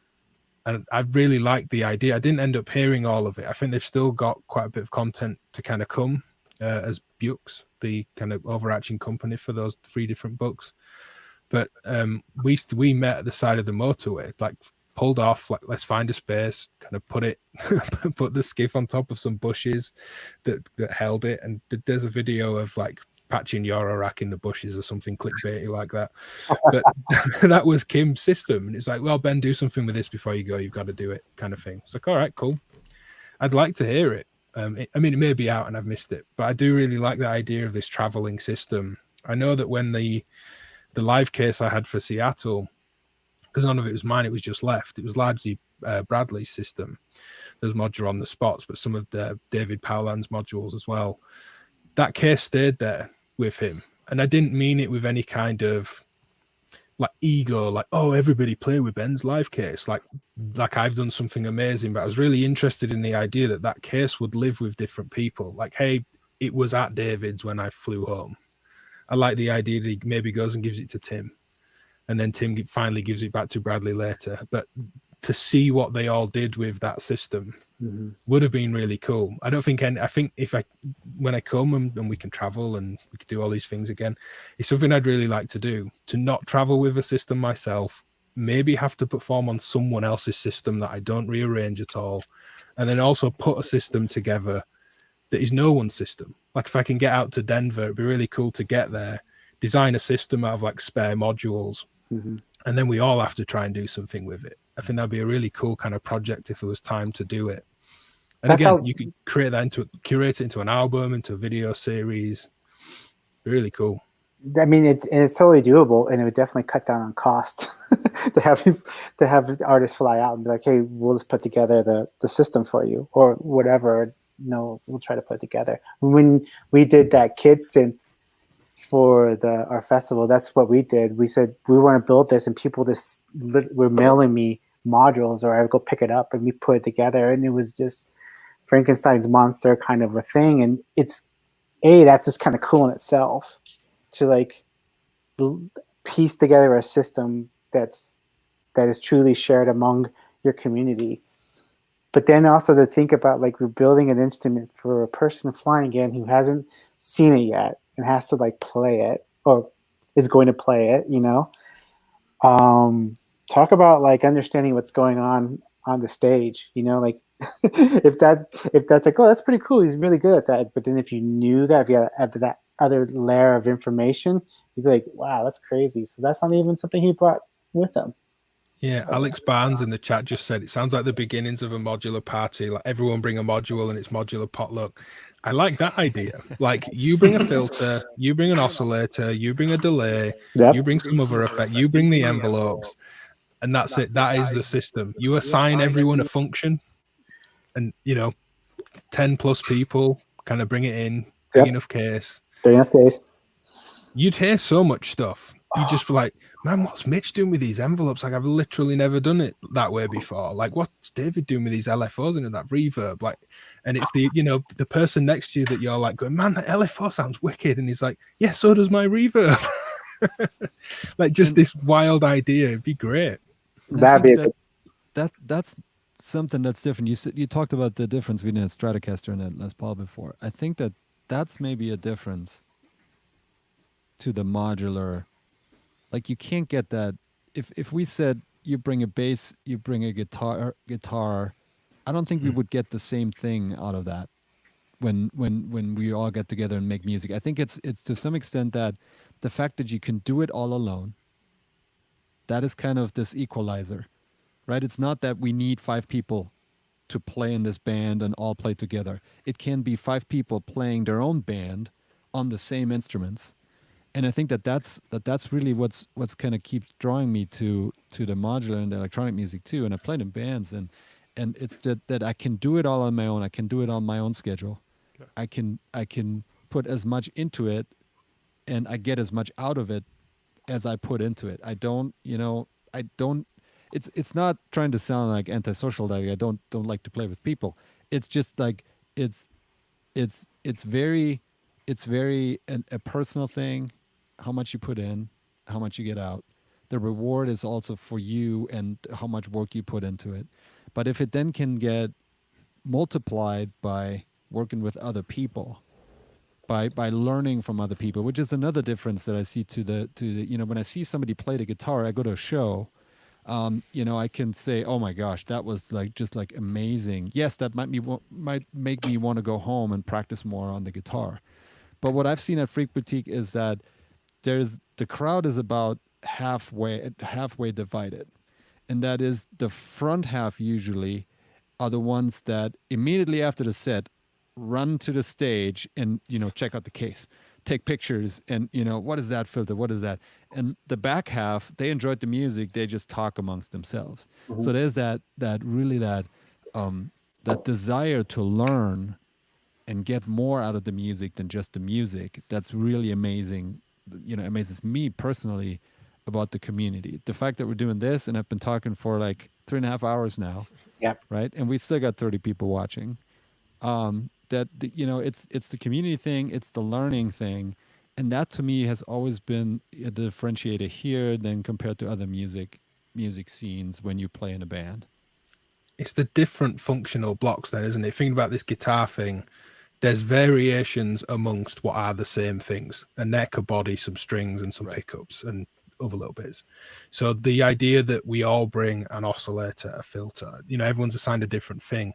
We're building the same functional set of building blocks, and someone that can play great bass on a Mini Moog could do the same on an MS-20 or an SH-101, or because they're largely the same monosynth architecture. It's the fact that functionally these things are so different. It blasts this whole thing so wide open. Yeah. Well, speaking of 3.5 hours later, like I did not mean to kill the party. No, don't invite me on next time if you want to show. Of course. Yes. I don't want to end, but I know I should, or else my kids won't get fed. I won't get fed. But I've had so much fun, and Ben, we're gonna have to have you come back on, and we'll do more. I know you got a lot going on, but we'll space it out. No, well, put the reins on me next time. Just be like, look, you're going to shut up and we're going to talk for an hour. It's fine. Hey, that's No, okay. that's fine. No, there's no complaints there. But I want to just give it another shot. Thanks. Check out the festival coming up. That's the May 23rd, right? Yep, Signals Festival next Saturday, May 23rd, 4 p.m. Eastern. It's when it starts, and schedule's posted on our website. You can check it all out there. We're going to do the Modular Synth Artist on Bandcamp listening party again, June 5th with Jono. He'll be on there as well, so we'll be playing a lot of music from Bandcamp on that day when they're waiving the fees. So if you have an album on Bandcamp and you use Modular, reach out to us and maybe we can get you on the show. Ben, last time you sent us a list, I think we played quite a few of those. We didn't get to play everybody. We're going to play the rest of those folks. Actually, I had a lot of fun talking to those people that you sent me that list of. They really appreciated it. You just said, hey, anyone you want to send over? I did. You got in touch with them all. Everyone feels like they made a cool connection. Really good that you're doing that. So thanks for doing it. For sure thing. It was really fun. What do you have coming up next, Ben? Have any endless demo videos? Yeah, demo stuff. I've been working on a little video with a Bad Comrade for Recovery Effects at the minute. There is a big queue for videos at present. I think with Superbooth not happening, everybody's kind of just went, I don't have to work like 15 hours a day to get this ready for that specific event. Of course, everyone said it didn't happen, but I think summer tends to go quiet, and it won't this year. So I think there's going to be a hell of a lot of new stuff. My own next new module, the third DivKid module, should be out in second week of June, roughly. Wow, cool. I'm debating how. I've been teasing it like stupidly on my own streams, just saying random rubbish, but how much we tease that and how much we're not, it'll just be a case of announce it when it's ready and it's up for sale. And I may do some teasers for stuff, but maybe not. That's been the main thing, really, behind the scenes in the work. But yeah, as usual, there is the streaming list, bit.ly/Corona streams. I'm still trying to update that every day or two, just to give a central place for what you're all doing and other streams from kind of friends of friends. Keeping that going, and yeah, the demo thing. I just saw Saddle Up the Robots asked, is this one made by Instro too? It's not. We do have other ideas. But no, it's not Bafako either. Yeah, I get around. You get around.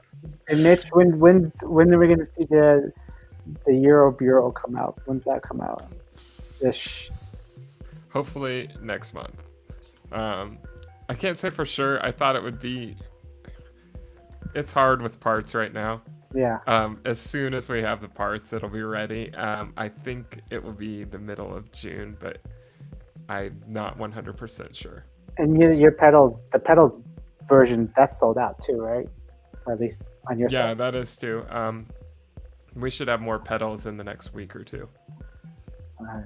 Well, let us know what's going on. We'll definitely share that. And cool. Yeah. Thanks for having me. thanks for coming on. Yeah, it's been fun. That's been great. It's awesome. I want to remind everybody that this is the Colorado Modular Synth Society. We do this once a month. We do our listening party every first Friday on Twitch. We're going to do our festival in July. I'm going to give out some more information about that as soon as I figure it all out. But yeah, we're still going to do that. We're going to put it on. It's going to be all online, so we'll have more information. That's going to be huge. And obviously, taking a note from New York's festival, we're going to open that up so more people can play. Maybe we can get Ben to play, give him some free time to actually hear some music. I will say this one thing when we did that listening party, and I was listening through all your music, Ben. I was just like, we don't talk about that enough. So I really want at some point, get a chance to showcase that more, because the music you make is also amazing. So. Oh, thank you. Really appreciate that. I just need a push and a kick. People just need to tell me to stop making demos and make some more music. It's that balance of, we won't go on a big tangent, but music becoming like a two-order job for production. Not that it taints it. I still like those jobs. I still like making music for myself. I'm not disillusioned by it in any way, but it's a headspace thing. Yeah. I feel super lucky that I do feel like I get to express myself on everyone else's gear making demos. I feel super fortunate that I can. But yeah, I'll get back to it. Just keep prodding me. Just shout music, all caps. Music. Music. No, we'll poke. We'll get the whole crew to bug you. Yeah. We'll make it happen. Yeah, cool. No, thanks for having me on. It's great to chat some interesting topics reverb techniques I'm going to try, and I'm going to ponder more about this. What do we want out of modular performance? Yeah. So don't forget those. If you guys have ideas about reverbs that we should have talked about or something, let's keep the conversation going in the comments. Hey, thanks so much. We have a Discord channel too. We have a Discord channel too. Yeah, if you want to get on that, hit us up. And when I say hit us up, we have a website. We're on Instagram. It's right there at the bottom of the screen. Check it out. Yeah. And we use usually that whole word in all our handles. And check out our compilation on Bandcamp. Yes, Colorado please. Modular Synth Society, bandcamp.com. That's a great overview of the Denver scene here. And that is set up. Pay what you want. So just, if nothing else, download it. We're cool with that. We want all these artists to get more attention. There's lots of great talent here in Colorado. So thank you, everybody. I appreciate you still watching. I believe we have sub 30 people. It's awesome. Everyone, stay safe. Wash your hands. Thanks all. Take it easy. See ya. Later. Bye. Bye.